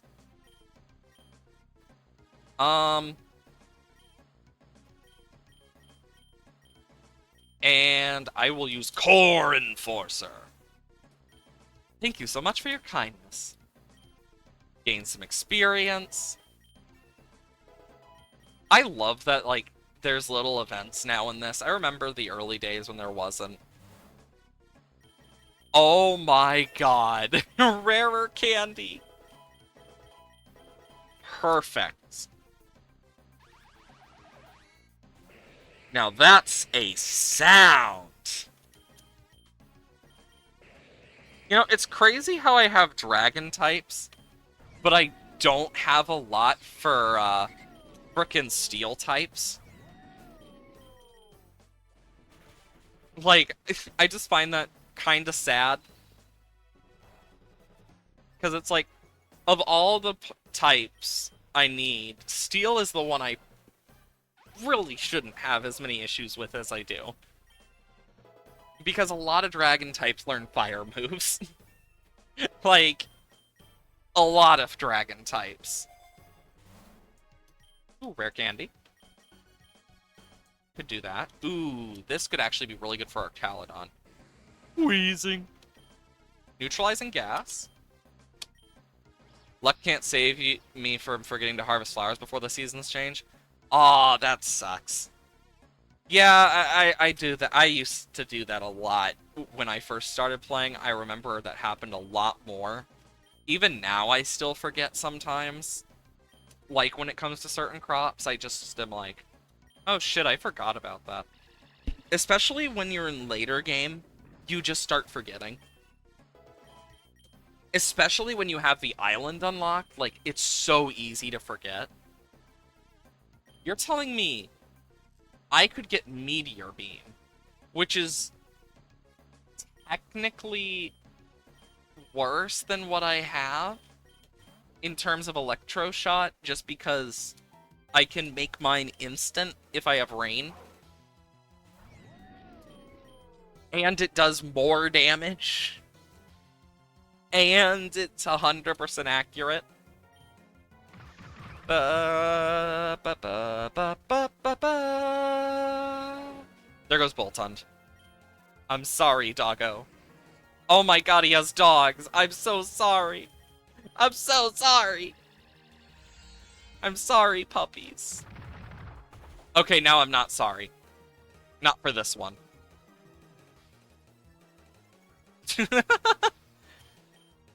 But, like, in all honesty, I was with my dogs this morning, and I decided to just give my dog Athena a big, like, hug and, like, some pets, and she gave this look of, like, horrific, like, oh my god, what is he doing? Thanks for the follow, Glacia the Fresh Snow. Welcome on into the stream, and into the labyrinth. I hope you enjoy your stay. Weight of justice is heavier than ever. Justice, you say? But yeah. Oh my god! Dun dun dun dun dun dun dun dun dun dun dun dun dun dun dun bum bum bum bum bum bum. You don't run into a legendary every day. I'm gonna take out Archaludon first. Oh god. How do I always... This is the second legendary this stream. What the hell? Do do do do do do do do do do do do do do do do do do.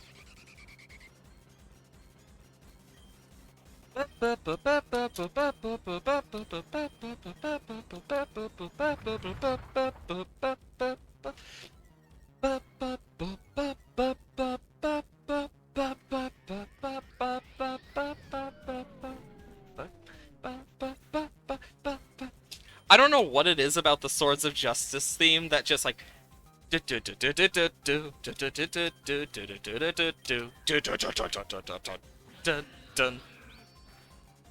oh fuck, it has Retaliate. Yeah, no, I'm not catching this guy. It's too risky.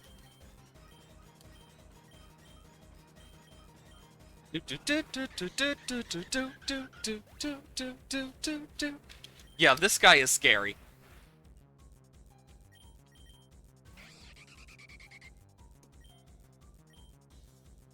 I need to hit with an Aeroblast, because I know I can outspeed. Oh, thank God. Altaria for the win. Like, as you can see, I already have a Cobalion, so I'd rather not take the chance. Now, see, if it was a Pokemon I didn't have, that's another story. But, yeah. Also, how the hell have we ended up in the fighting type area? Like, how do we always end up in some of the weirdest areas? I'm gonna go for Beware, only because Beware is terrifying. And if you've never fought a Beware, then be happy. Beware gets a surprising, like, Beware's a normal fighting type, which just means it's going to have a bigger move pool than a lot of Pokemon, because, one, fighting type, but two, normal is the most diverse group with the most amount of, like, just diversity in their move pools. And not only that, but it also gets fluffy, meaning it can get even bulkier than it already is. And it's really powerful. It gets stuff like Drain Punch, Ice Punch, gets all those. But it also gets really strong. The fuck? Step right up, folks. Son, brand new outfit, Whack-O-Matic.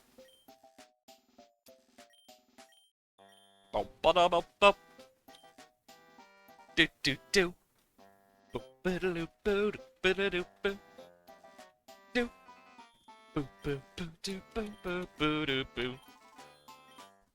Let's see how well we can do. Doo-da. This is gonna hurt.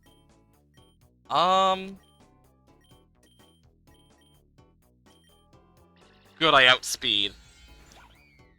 I actually did not know if I was gonna outspeed that, because that thing is terrifying. Mienshao is pretty good. If only Mienshao didn't, you know, have such a high evolution level, it would be so much better. And I think that's its biggest flaw, is just its evolution level. I'll take one of these.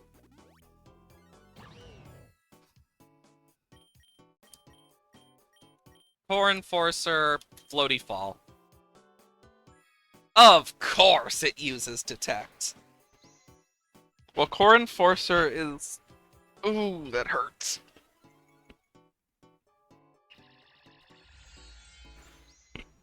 Yeah, Mienshao is a very dangerous mon. Just one of those mon that just have a really good attack stat, as well as some really good speed. And Hariyama can be pretty bulky. Who gets Lash Out? Why Arcaladon? Why would I want that? Oof. I need to make sure this Annihilape goes down. Because Annihilape is actually really bulky. Despite how it looks, it is bulky as hell. I know from experience. Lowers attack, special attack, and speed stats, poison target. Huh. Anyways. Oh, fuck.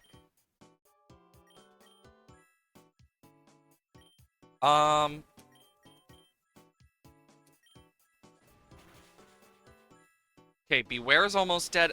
Oh no. Ooh. Gotta take out Annihilate. So next turn, if Arcaladon survives, good. What I'm gonna do is Core Enforcer. It will take out Beware and do a lot to Annihilate. And then I can go for Floaty Fall. Kill. Oh, it actually killed Annihilate. Nice! Double kill.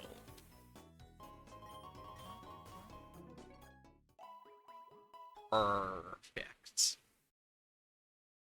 We're already past 100. Why? I don't want to deal with you, Goldengo. I have a very rocky relationship with Goldengo in this. Specifically in this game, I have a very rocky relationship. Because it's one ability that it gets as a passive. I don't know if it's still the same. But it used to get Contrary as its passive. And with Make It Rain, it basically was just constantly boosting its special attack. Ever since then, I have truly feared this thing. Because, dear God, it just makes that Pokemon even more broken in this. Because Goldengo is actually scary. Because it can't be hit by direct status moves. It can be statused by an attacking move that has a chance to, but even then, it's not likely that you're gonna get statused. I'll just go to Arcaladon. Sure, why not? Ah, yeah, I forgot. Locked into Outrage. Go, Altaria, Outrage! Beat these fuckers up! Turn them into dust! Make them pay! Galgi leveled up. Noivern 2.0 leveled up. Altaria is confused. Yay. Cotton Guard. How the hell did it fail? You're telling me it doesn't auto-target? I did not know that. The more you know. It doesn't have like the auto-target thing. I guess that's just a risk. Ooh, relic gold. Gold. What the fuck? The family standing outside their house. We're the Windstraits. What do you say of taking on our family in a series of Pokemon battles? Brutal battle against 5 trainers, special item reward. Okay, I'm gonna ask you guys, should I do it? Because... I don't know. That's 5 trainers. But that's a lot of XP. But they're brutal. Yikes. I think... Let's do it.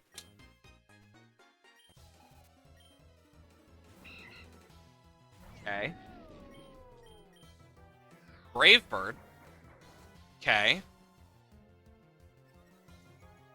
Just increase my frickin' defense. Oh god, it's a freaking Flame Orb Guts. There goes Swallow. Okay. I hope I get a chance to heal in between these, because if I don't, that's gonna suck. Oh, Obstagoon, Body Press. That's quad. And I have a lot of defense. Go, Arcaludon, you got this. Because if I don't get healing in between, that's gonna be what really is the biggest, like, issue. Must be quite the trainer to beat my husband, though. Now I suppose it's my turn. Okay, yeah, I don't get heals. Tachyon Cutter. Of course. Oh. Yeah, I'm dead. Does Dragalge outspeed? I think so. Oh, no. Yep, this is death for me.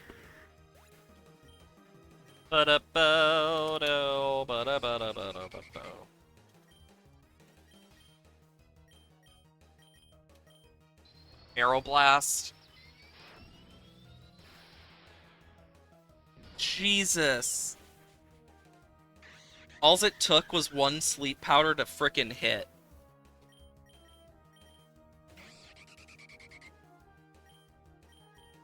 Boom Burst. That did nothing. And we're dead. Because I don't think Altaria can do this. Not alone, at least. Yeah. Oh yeah, Reviver Seed! I may get past this, but I don't know if I'll get past, like, the other 3. I just gotta hope with Altaria. I gotta rely on so much here.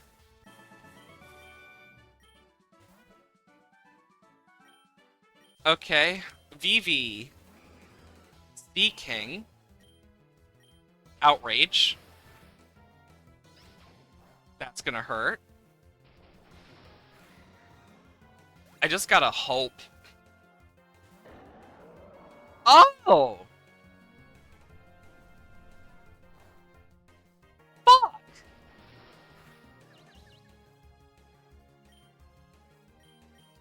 This is literally my best chance here. And of course. Well, it happens. Let's see. Ghost type could be fun. I don't think I've ever tried a fairy run or a dark run. You know, let's do dark. Um, I want to use Meowscarada eventually, probably. Topsy-Turvy's alright. Um...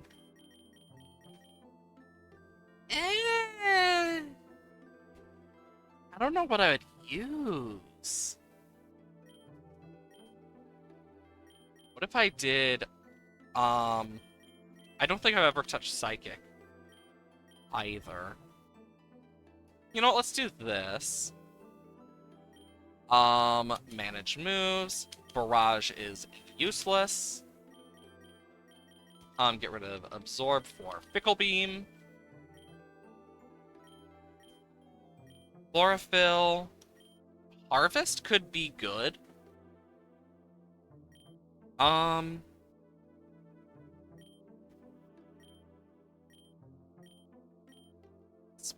This is my best I got for this, then. Fennekin could be good.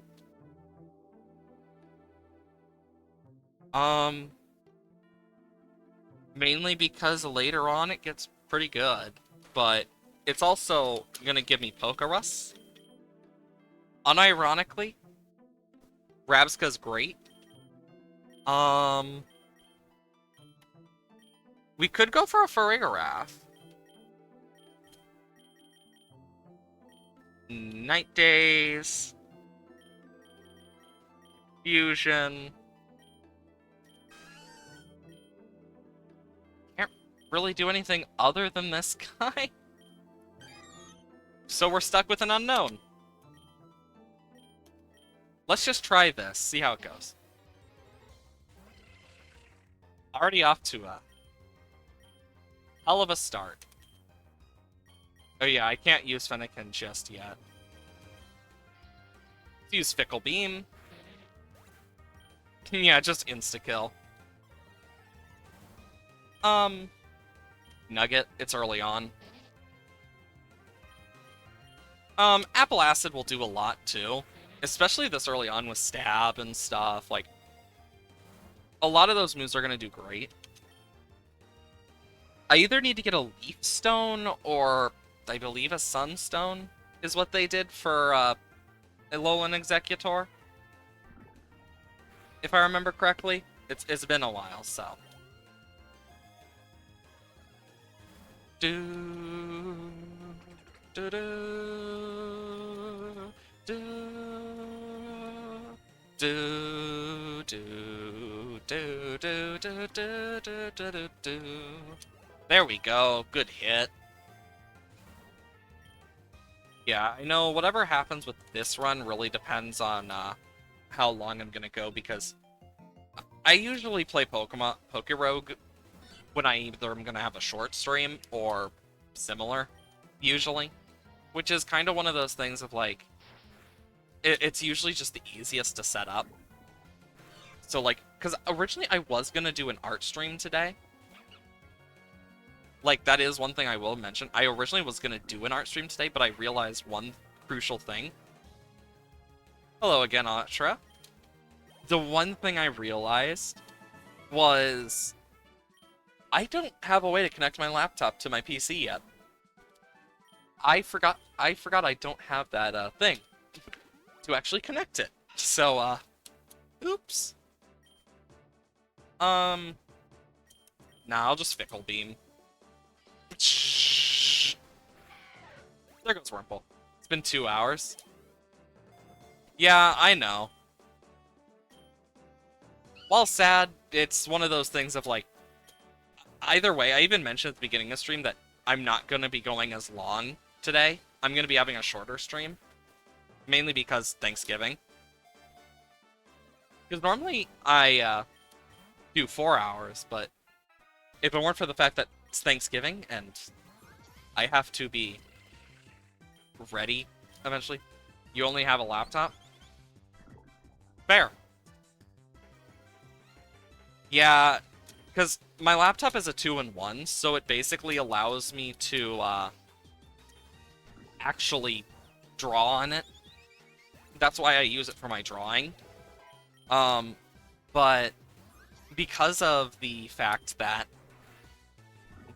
basically I don't have a way to connect it, I can't really do any drawing streams until I figure out a way to do it. Because if I could do it, and I need to figure this out eventually, because I would like to keep the same screen stuff I have now, but it's easier said than done. So it's something I need to kind of look into, making it so I can just have my laptop screen working and put it up similar to how you would do for like a TV. So it's something I need to work on. Because that is something I do want to do. Cranberry sauce is fire. Oh yeah, I'm not as big of a fan as I used to be. Honestly, ever since COVID, a lot of stuff that is more like almost pudding-like or liquidy, I've fell out of favor of. Same thing with like, I used to love pot pie, like chicken pot pie, but ever since COVID, I can't stand it. Like, COVID changed my tastes so much. So it's gonna be interesting, because I know, like, one thing we've been doing the past few years is, instead of a normal turkey, my family smokes turkey. So instead of, like, baking or anything, we actually smoke the turkey and stuff, and, like, and it's a really good recipe. And it's really worth it, in my personal opinion. If you've never tried smoked turkey, you should. But because of that, it usually takes a lot longer. Pumpkin pie. Pumpkin pie is the best. I can hear my dog barking. But yeah, pumpkin pie is my favorite type of pie, and one of the few pies I actually can stand. I mean, even then, it's like, specifically, like, pumpkin pie, I used to feel about, but over time I've grown to like it. I haven't really had it since COVID, since I actually had COVID, so I can't really say for sure how much I'm gonna like it, but I do like pumpkin spice quite a lot in general. You had some for breakfast? That sounds amazing. I wish I could have that for breakfast. Yeah, for breakfast, I literally just made some taco meat and made myself a burrito. I basically just went, I'm gonna make myself a homemade burrito. Also, this was such an awful team for the psychic type thing. Like, I really should have thought more about it, but I didn't. Also, I'm quite sure that apple acid sound is the same sound from Changed. Like, the same exact sound from Change. And I can't unhear it now. Like, I'm not gonna be able to unhear that. It's the only thing you've eaten all day. Now, see, for me, I don't eat lunch normally, so I usually last till, like, dinner time perfectly fine. But this is gonna throw off my rhythm so much because we normally eat around 1, and the reason I'm ending stream earlier today is so I can make it.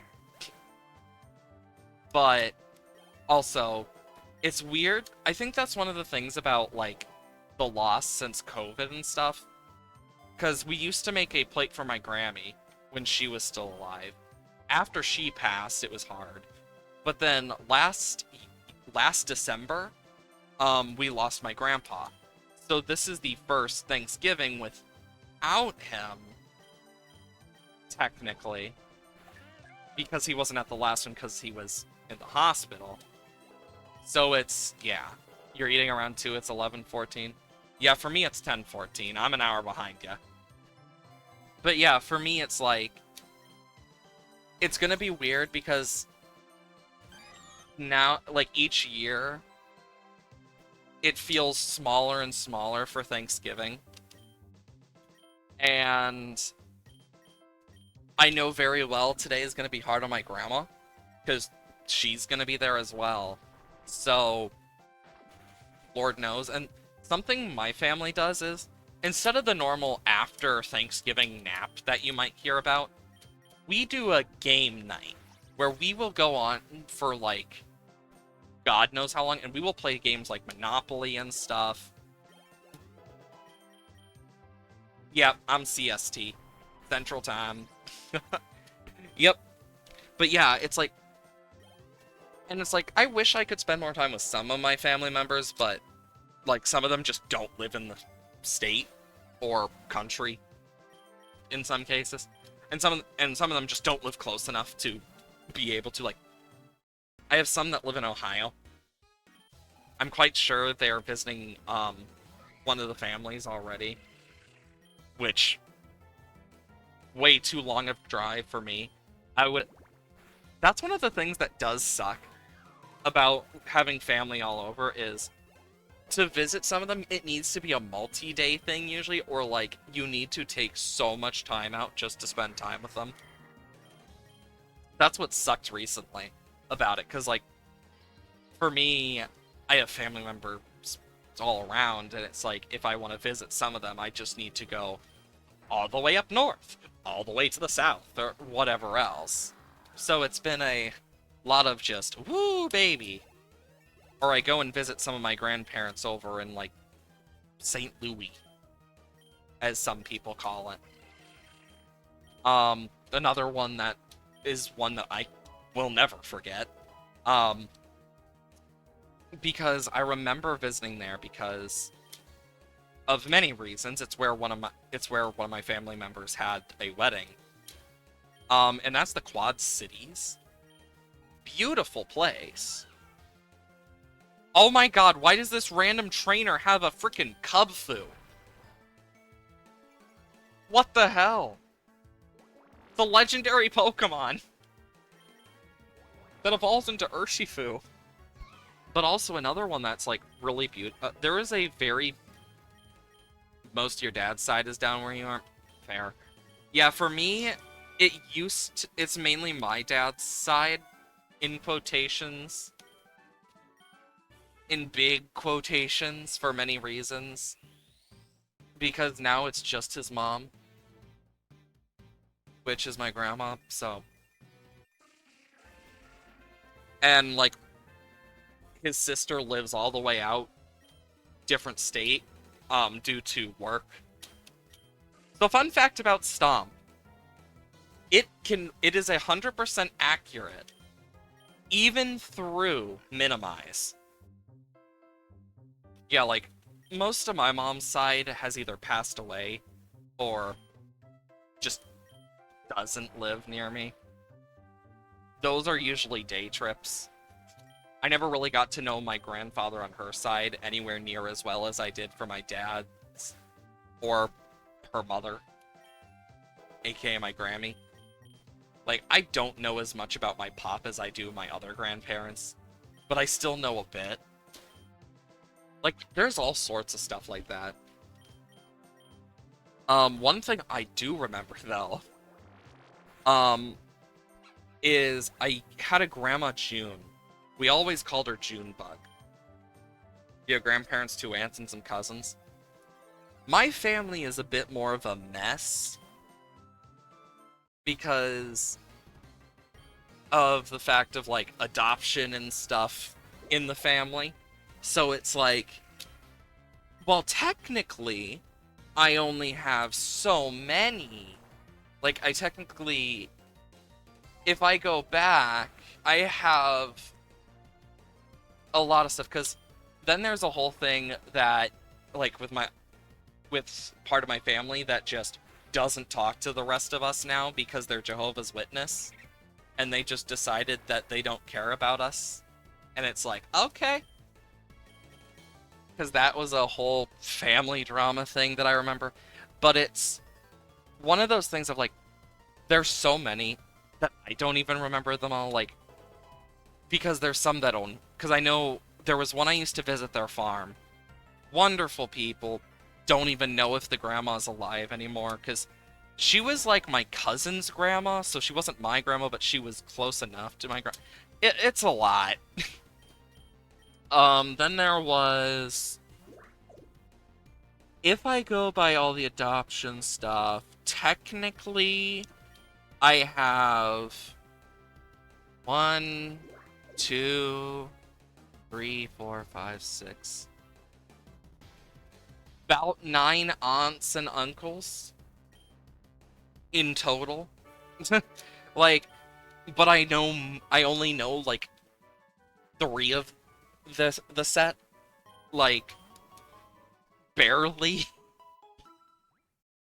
because the rest are kind of their own thing that are hard to do. Then I have my cousins, which are a whole other thing.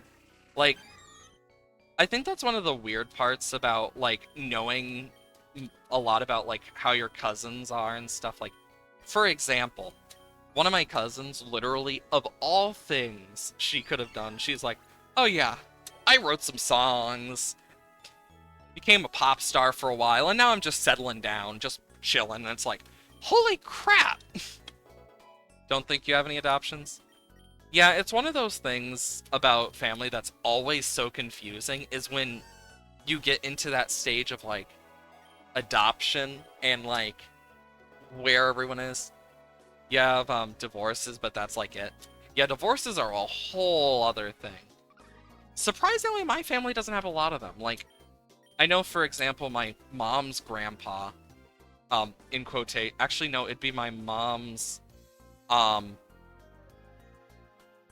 uncle, because that's Pop's brother. I know his wife recently died, and it's like, oh my god, what the heck? And it's like, he was the only one of the two that wasn't Jehovah's Witness somehow. I still don't know how. But he's like the only connection we really had with any of the other family.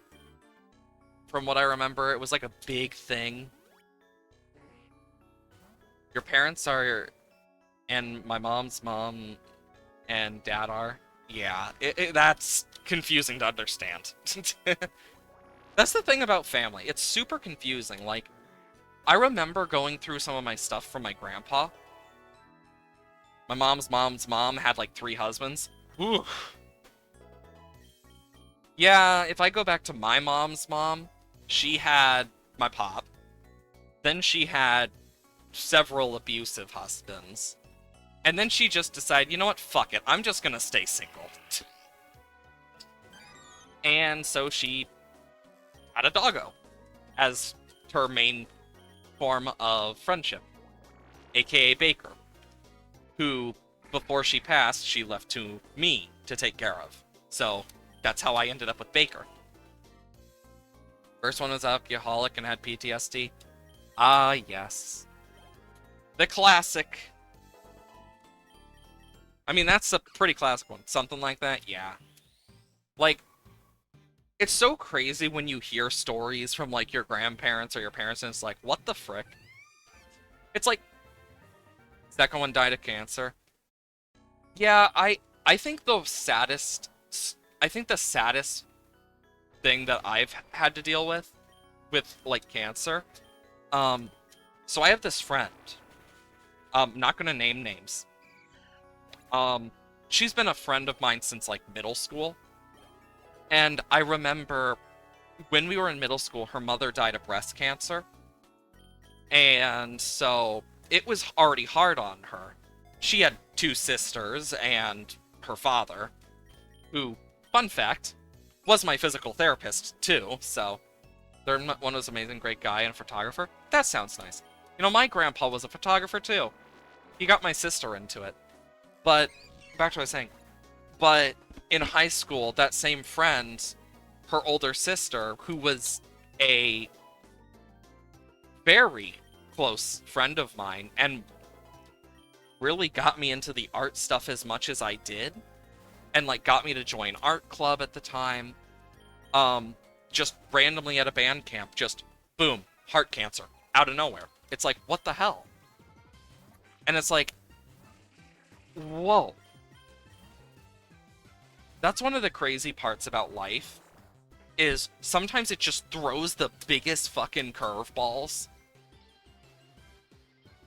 I mean, the fact that your dad has survived cancer 3 times says a lot. I mean, for example, if I look at my pop, he's had like 4 or 5 heart attacks, and and he's still somehow kicking at 80, even if his memory is not the best.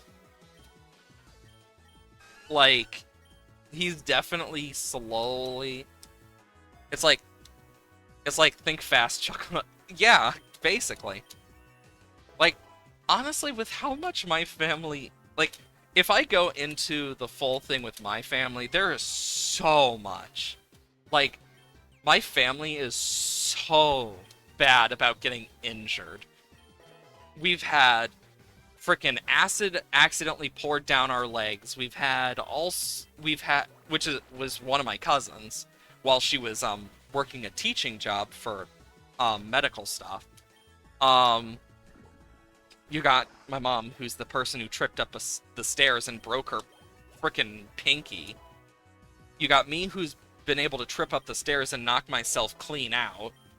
My sister, who managed to break her foot from doing just too much stress on it during band season. You got my freaking Grammy, who's just like, oh yeah, it's just non-alcoholic liver cirrhosis, which did lead to her death, but she's just like, yeah, it happens from dealing with stuff. Didn't nurse, because fun fact about my Grammy, she was a freaking she worked on open heart stuff. Once fractured your collarbone by falling on your back? Like, bro, how? Honestly, that's the crazy part about the body, is you can have such a beautifully good body and then just poke, snap. Like, that's how it always seems to be for some godforsaken reason. And I don't get it. And it's happened to me a lot, too. Because while I haven't broken bones somehow, still surprised by that. Like, I am very prone to injury. Like, there was a time in high school that I fell through a roof. I wish I was shitting you. Like, I tripped and I fell through the window on a roof on stage for one of the frickin' plays, and I had a bruise up my entire leg that was like shaped kind of like a flower. Yet you're still kind of handsome. Touché. It's always nice to see that type of stuff in oneself. But yeah, like, I still kind of look at some of the stuff and I'm just like, how in the hell? You fell through a roof? Yeah, like, that's a story and a half. So, for one of the high school plays, we had to have roofs and stuff. And I tripped. And after tripping, I not only fell through a roof, but I managed to break it and only come away with bruises. Somehow. Like, the wood didn't even cut me or anything. No splinters, just bruises. I still don't know how. Like, I have that type of luck where it's like, I get injured a lot, but somehow, some way, I'm doing great. Also, I probably should have caught that slowpoke. I just thought about that. Shit. But that's only the frickin' tip of the iceberg. It gets crazier, too. Like, rolled a 17 on the luck check. I know, right? Like, the amount of times I have gotten injured in the craziest ways. Like, in high school, I still remember the doctors being like, we still don't have any idea what the fuck is going on. Because one day I woke up and I just couldn't walk. And it's like, what? It's like, that's the crazy thing about the body. Sometimes it just fails to work. I mean, I will say, that's one of the things that you don't expect, is just having to relearn how to walk. Like, the body just will shove some random bullshit at you sometimes and just be like, good luck. And then just like, no questions, nothing, and be like, well, this is your fault. It's like, what did I do? Like, that's what the body's like. Even the brain is that way in its own regard. I mean, a simple thing that you wouldn't think would be as traumatic as it is could be traumatic. Like, let's say you drive into a ditch to avoid a tornado. That could scar you for life. And you wouldn't know it until, like, something resurfaces it. Or until someone says something about it that makes you realize. And that's one of the many possibilities that I find so weird about the body. Because mental health affects the physical health a lot. And I mean a lot, like dear God type levels. Because, yeah, they're connected. I mean, our brain's health does matter when it comes to keeping our body running. Plus, our body's way of, like, getting rid of disease, just like, ah, yes, I'm gonna boil this body, and either you die, or I'm taking you with me. Like, that's... Like, the fact that our body does that, and it's successful, is actually hilarious. Because it's just like, how is it so successful? Because it shouldn't be. Yet it is. For some reason. Just like, nah, I'm not gonna do that. I'm gonna do this. Just full on, out of pocket levels of stuff. It's like, what in the hell? I think that's one of my favorite parts about the body, though, is just how batshit insane it is. Despite everything. Like, the body has so many freaking... I don't think I'm gonna take agility. Like, the body has so many cool things about it, and, like, I'm no expert.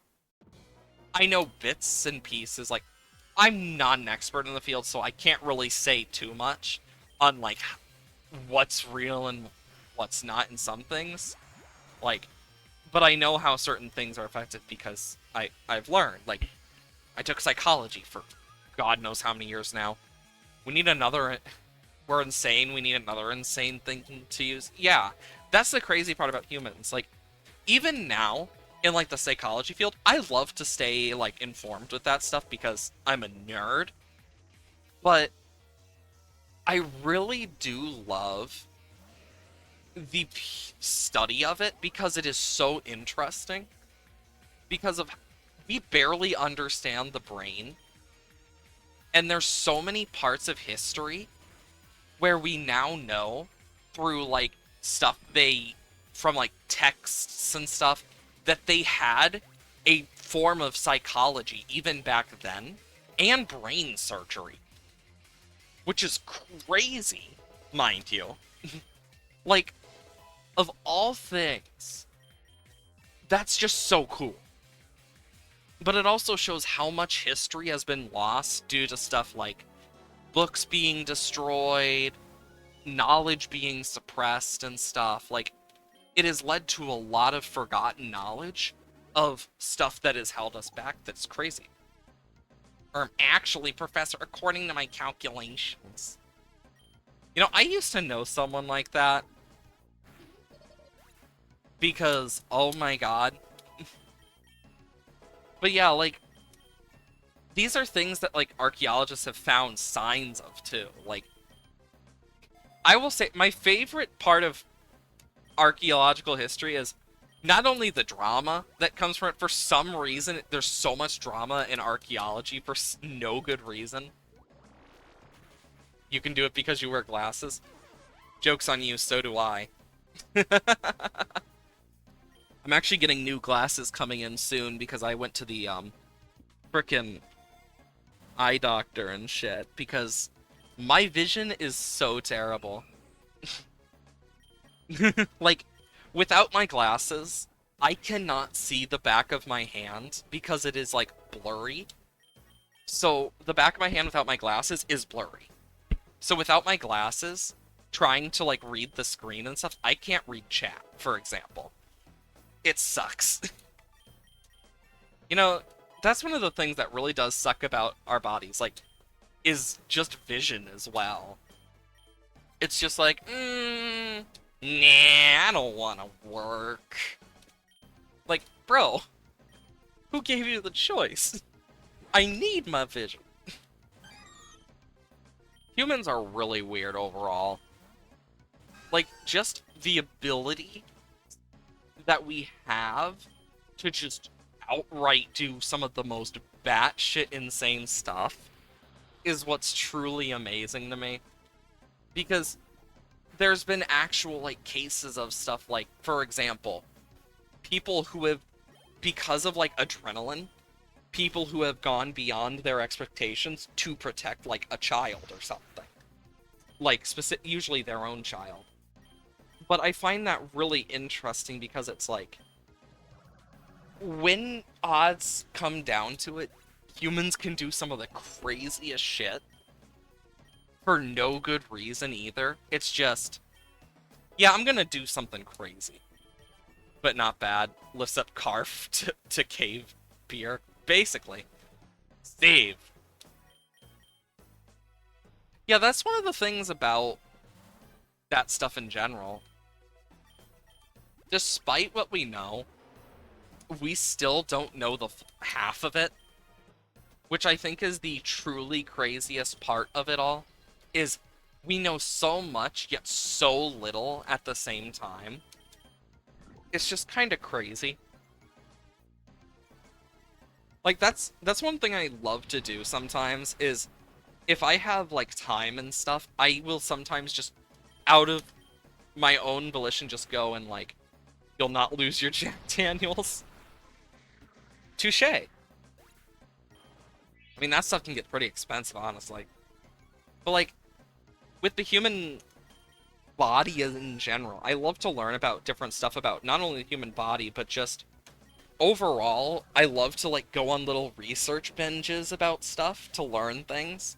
So, like, I'll go to several sources, I'll check validity of sources and stuff, and, like, just full-on research something because it interested me or something. Like, I think one of the most interesting ones I went on was during college for one of my projects, because I had a project that I had to do for our chapter on addiction. And I think one of the most interesting things is there's so many things that go into it that it is hard to truly classify an addiction by one definition. Because if we go by how it affects you through, like, for example, oh, you get this, this, and this from it.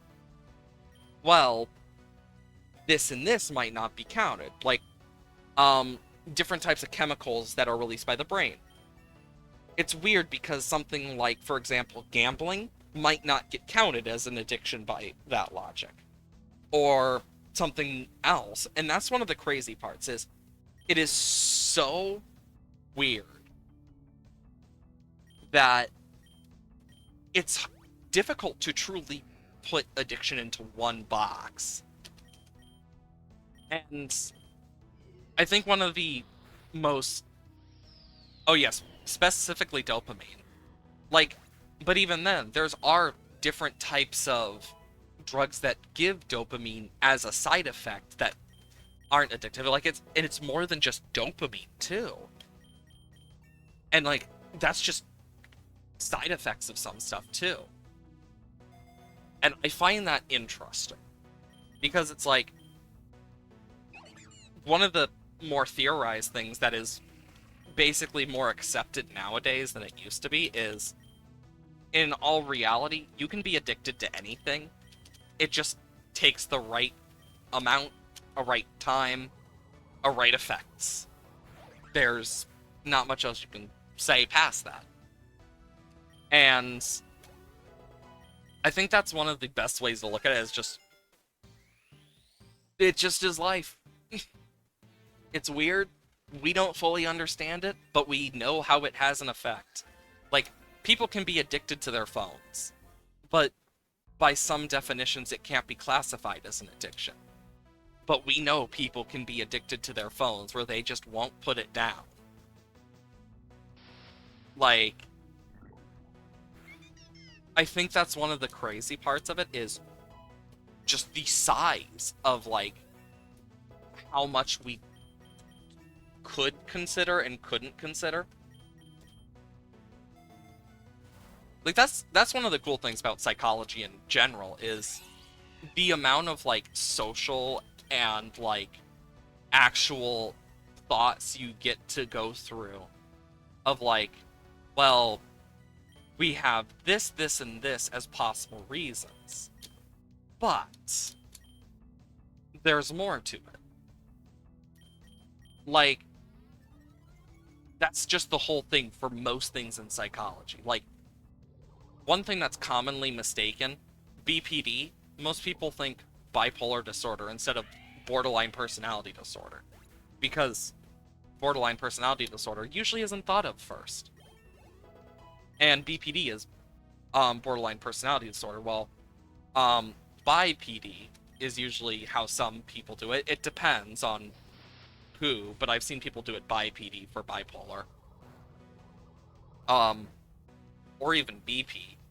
But the thing about borderline personality disorder is, unlike bipolar disorder, it's similar in a lot of ways, but it is snap like that. You can just flip.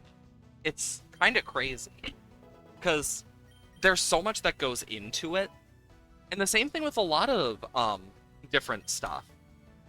Like one thing that I remember being a big topic in psychology class was like psychopathy and sociopathy, or sociopath, psychopath, and the whole thing of like Hollywood really ruined its reputation because in a lot of cases it's a trauma response that just numbs you to stuff for periods of time, or in overall like there's even like there's so much like where people just go completely numb for a period of time or don't at all.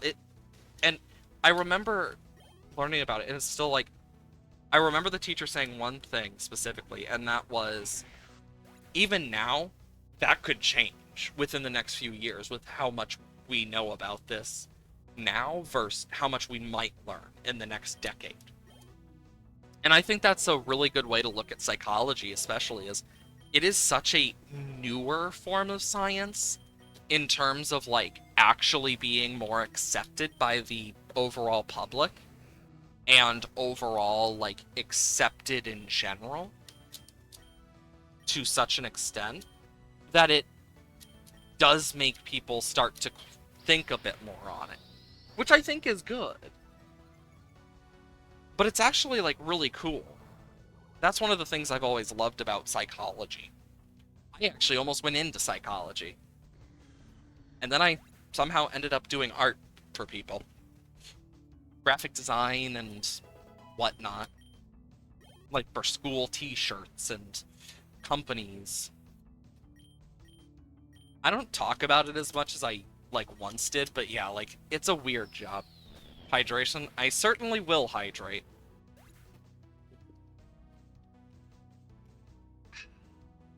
School t-shirts.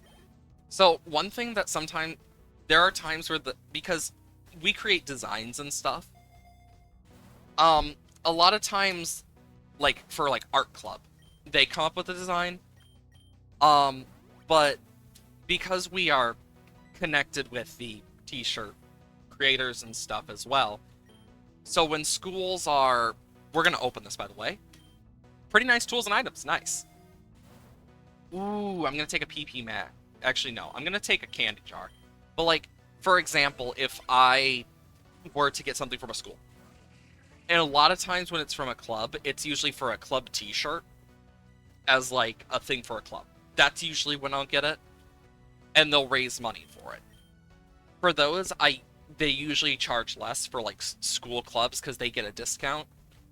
Um, but in general, it's actually kind of fun creating these things because like there's one that was for specifically a It was for the debate club that I got to make, which was really fun, mind you. I actually quite enjoyed making the debate club one. Um, use your school Chromebook to sub to your YouTube channel. Nice. I actually never thought of doing that, because I didn't really have that. God, I still remember the early days of the internet. Frickin' Jesus. Like, Psyshock is really good. I'm gonna get rid of Scratch, because Special Attacker. Yes! We finally got Delphox! We can now use a fire type! Oh my lord.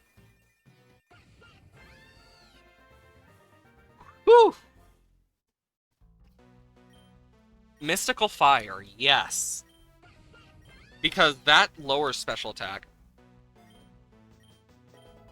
Yeah, for me, I use my YouTube for, of course, things specifically, like, as you probably have seen more recently, is like, I use it for to archive my VODs.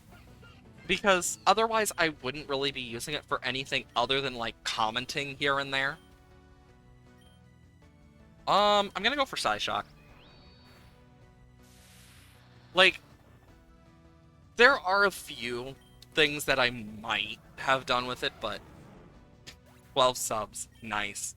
Yeah, I know I have, like, I know the YouTube is nowhere near the amount of subs as followers for Twitch, and I never really cared about that.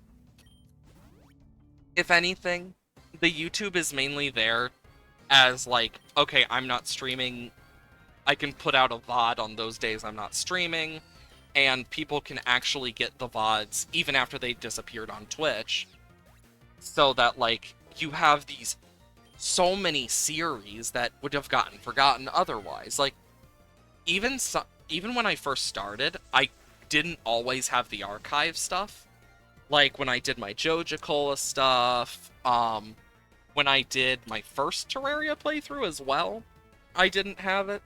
And that was... And I know there's still a clip from that first one. You heard one of my dogs in the background? Not surprised. She's been barking her frickin' head off at something. Like, oh my god. I swear to god, Athena. Lowering its special attack is good for, like, volt switches and stuff. Bork, bork, bork, bork, bork. Bork, bork, bork, bork, bork. Bork, bork, bork, bork, bork, bork, bork. It's basically what she's like. She barks at anything and everything, and ugh. Ooh, Bronzor. Dun, dun, dun, dun. That is another one. Ooh, Payback. Because honestly... Meow, meow, meow, meow.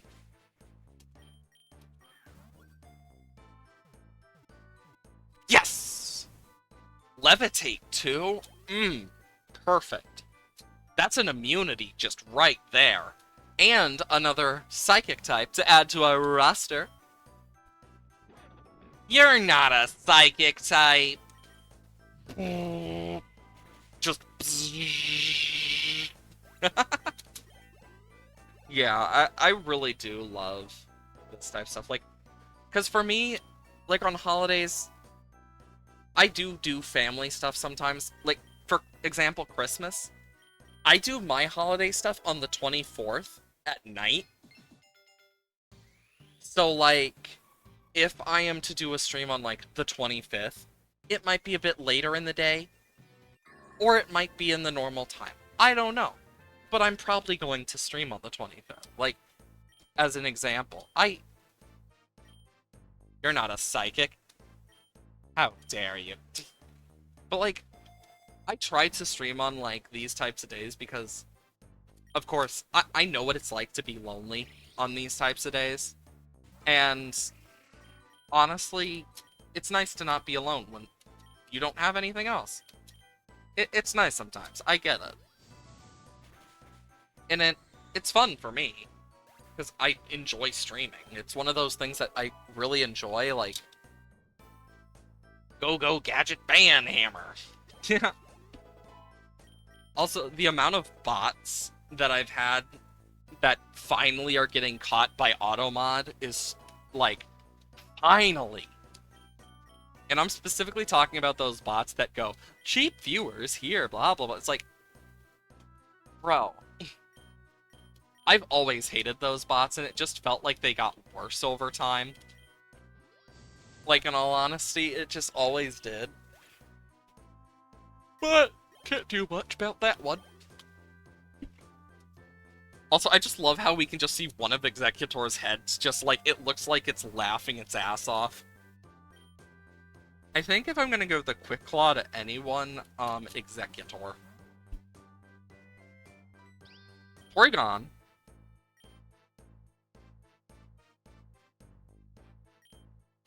I've never seen a Porygon 2, without an ordinary move. It's not a Psychic type. Like, they serve less of a purpose than me. Oof. Yeah, I mean, I wouldn't say you don't serve a purpose. Everyone serves a purpose, but those bots are probably the most useless things ever. By a long shot. Just making this thing weaker. Oh, there's its special move, Thunderclap. But, like, I get feeling that way, personally. Because I know I mentioned it yesterday, for example. And one of the things that always kind of, ever since I actually became affiliate, like, of course, I was really happy about it. But there's always been, like, that part of me with, like, imposter syndrome, because it's like, well, I don't feel like I deserve this and stuff. Like, and that's something that kind of just happens sometimes. Because, like, and it's a common thing. Especially, like, later in stuff. Like, when you actually succeed at something after, like, out of nowhere for you, and it's like, holy crap, to think I got here. You start to have that moment of, like, I don't feel like I should be here because one reason or another. And that does stack up, and it's a thing that does happen with a lot of things. I remember feeling that way quite a bit about, like, when I first started getting better at my art and stuff. I remember being like, I don't feel like I belong here. Because, like, it's just kind of that feeling that you get. Of course, it doesn't mean the feeling is right, but it does mean there's that part of you that feels that way. Whether you like it or not. Ouch. Fickle Beam! Like, that's kind of one of the things about growing and learning new things. Is there's always going to be those moments where you don't feel like you should be at where you're at. Like, and that's always been one of the harder parts, especially for me, since I was younger, is being able to accept that somehow I was able to do something more than I would have thought. Like, I hope to one day be able to do more, actually make more of a difference. But how I look at it is, even if I'm not making as big of a difference now, it's at least enough that I'm happy with myself. Cool, I regained some health. Like, being able to do something to actually, like, provide entertainment has always been kind of like a mini dream of mine. But also being able to create, like, actual joy and, like, make people's days even a little bit better.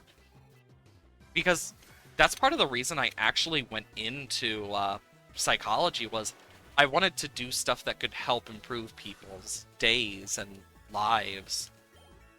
Even if for, like, small bits of time. That's actually what got me going into some of the stuff I did, and here I am now, of course. Which is crazy to think.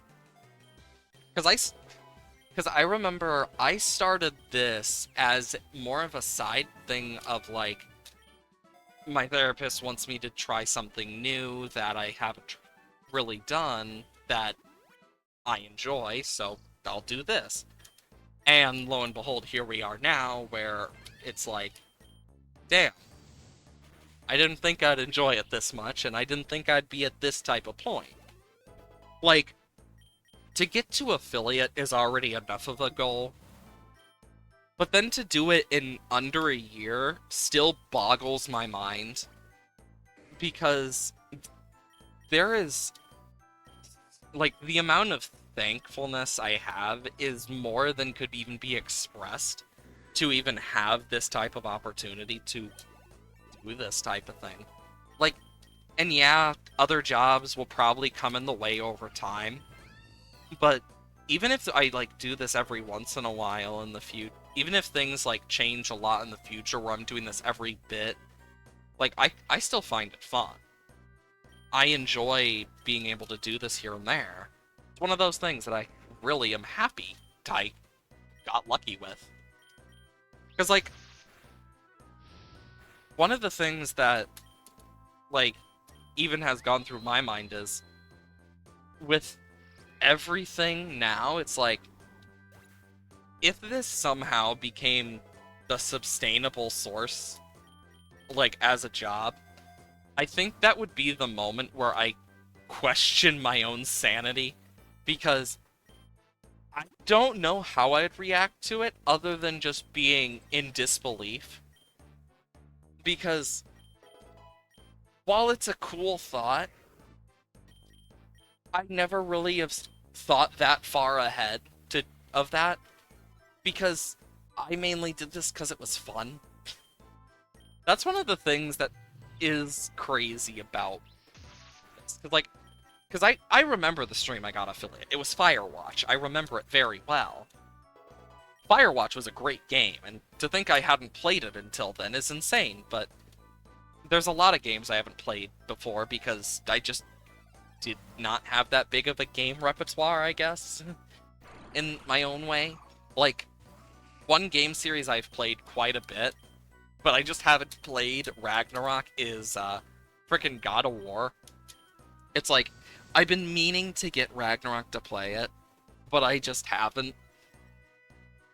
And I feel like one day I should totally play it, whether on stream or not. I want to play it one day. Like, there's so many games like that for me, too. Because I really do want to try a bunch of games. Like, that's how I ended up playing Little Nightmares, is I had never played it, and I've been meaning to play it. And that's why I kind of started playing it in the first place, is curiosity.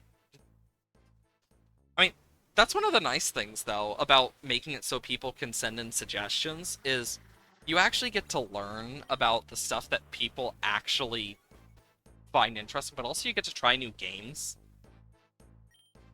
Because I would have probably never heard of Little Nightmares if, like, a friend didn't mention it to me. That's the crazy part of it all. Me just using frickin' flash cannon, apparently. Jeez. Leech Seed for the win! Leech Seed is so useful. Because being able to take a chunk out of their HP like that, and then heal from it, is so nice.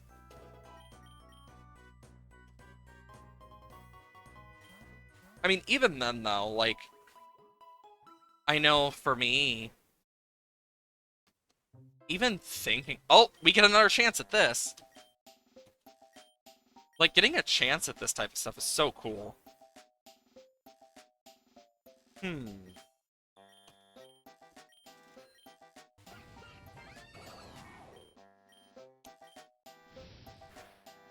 Yee. I did not mean to do that. I meant to go down. Awkward. I mean, at least I got XP.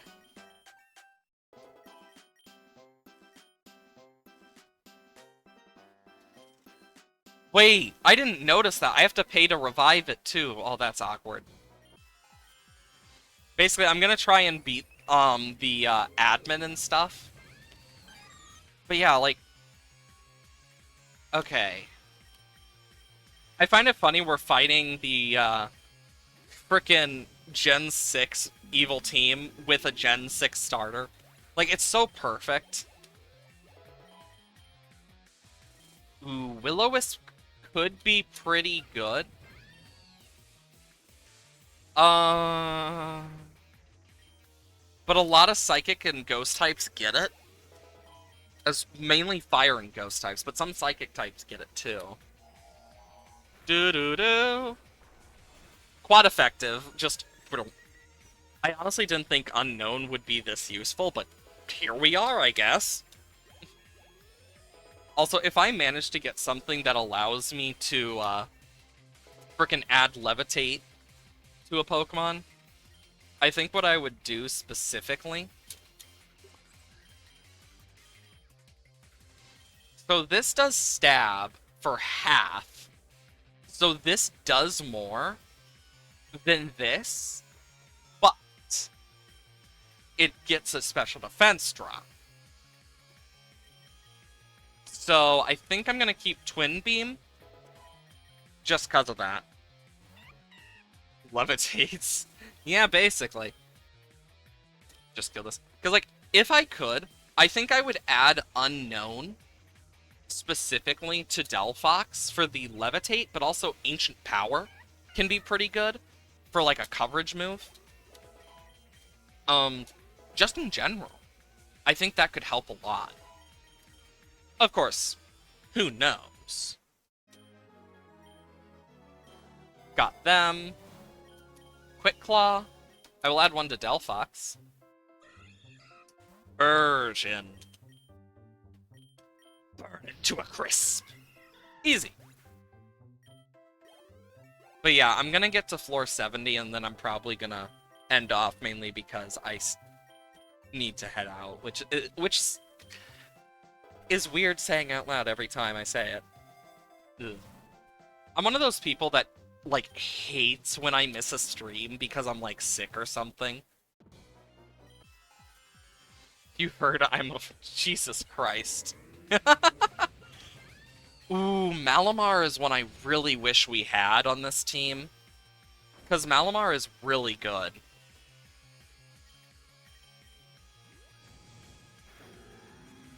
Boom, boom, boom, boom. No, it's not true.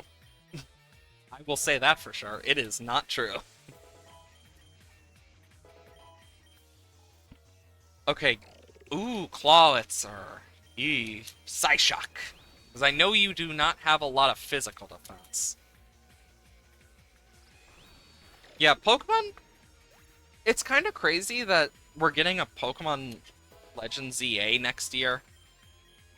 It's just kind of weird to think about it. Because it's like, Zygarde has been so... like, weird. I mean, is it lying if I didn't actually say it? Now that's the real question. Oh, frick, this Poniard is just screwed. Just...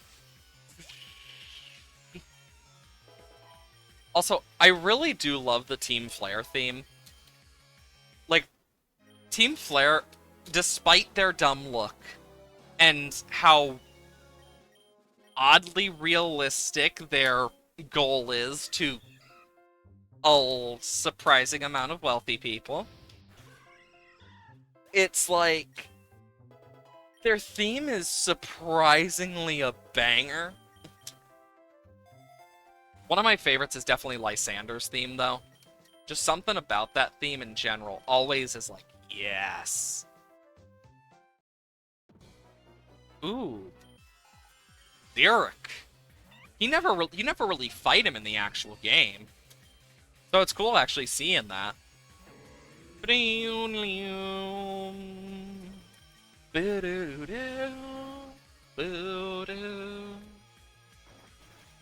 Fuck. Contrary is scary. Home Depot theme is fire. It really is. Boo-doo. And there goes Unknown. Don't get swept by Malamar, please, Lord. Yes! Quick Claw! With a fickle beam of energy. You know, it's crazy because Executor is just good. Heal block. That's... eh? God, I need some better moves on that thing. With the Pickle Bean. Pickle Bean. Boom, boom, boom, boom, boom, boom. Boom.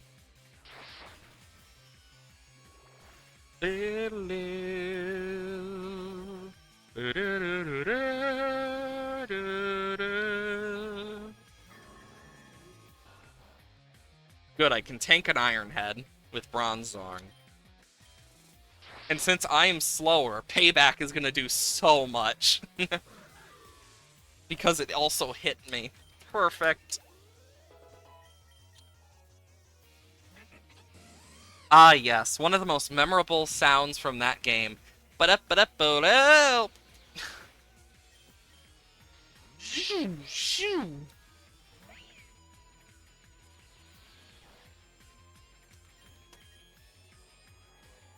There goes Bronzong. Boom, boom. Okay, then we'll send out Farigiraf. Ba-na-na-na.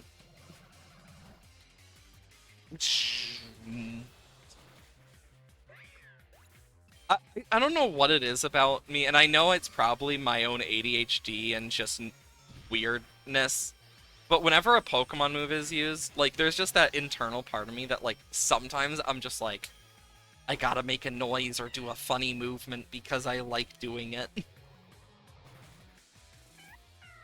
Like, something about me, like, I'm a very, like, physical talker. Like, I move my body a lot. Like, for the most part. Like, I usually do. Then there's the times where I'm not. But usually on stream, I move my hands quite a lot when I'm not doing something with them already. I'm weird like that, I guess. But it means whenever I'm, like, playing a game like this and I can have my hand off the, mouse, I can basically just... one of my hands just goes crazy. I'm gonna take a Super Potion. That's why you take a Super Potion. I'm gonna switch in Exeggutor.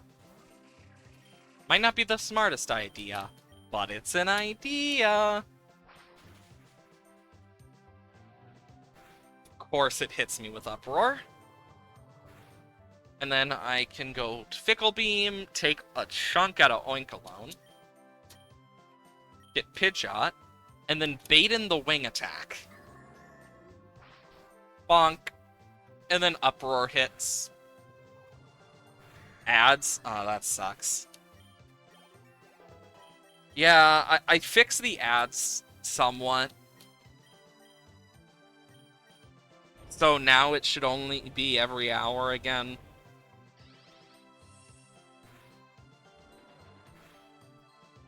I'll need to double check once it's over and stuff. Ooh, big nugget.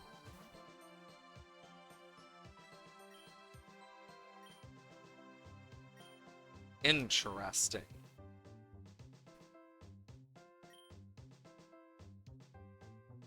I'm gonna offer to battle. Ba-da-da-do. Eesh. Twin Beam. Take out Beedrill.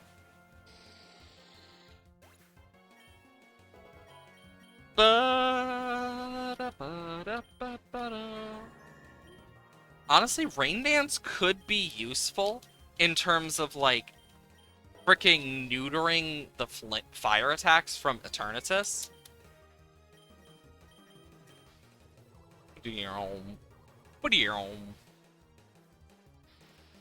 There goes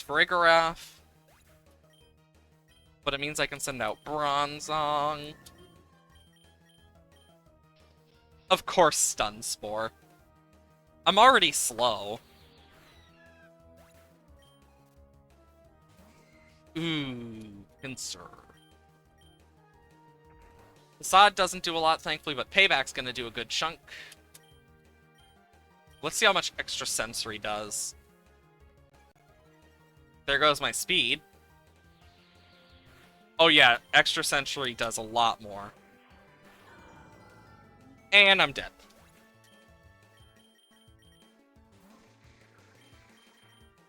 Yep, and there goes my team. Fuck.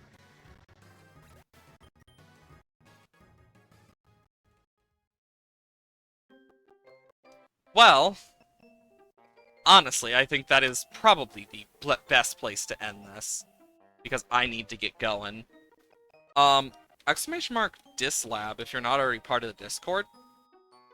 I highly suggest joining it. We have a wonderful group over there. Might make some new friends, something else, who's to say? I stream every Monday, Wednesday, Thursday, Friday, 8 a.m. to 12 p.m. CST on the usual. If it is a day that I am sick, or something happens, or I stream on a day I normally don't, I announce that on the Discord. Sometimes I go a bit short, like for today, where I have something important with Thanksgiving. But, overall, it's nice being able to do stuff. For other videos, though, and other stuff, exclamation mark YouTube, where we have our VOD channel, where we have a bunch of fun and interesting series, such as Akami, we have more Pokerogue over there, and even more that you might enjoy. I know there's a bunch, like Infinite Fusion, for example. Let me just pull up this. I am going to send you guys over.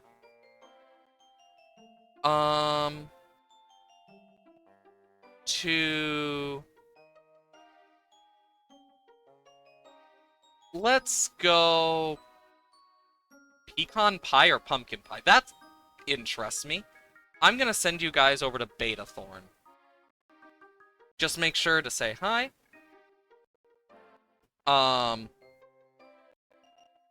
I hope you all have wonderful days. Happy Thanksgiving for those who celebrate it. And for those who don't, I still hope you have wonderful days. Either way though, I hope to see you guys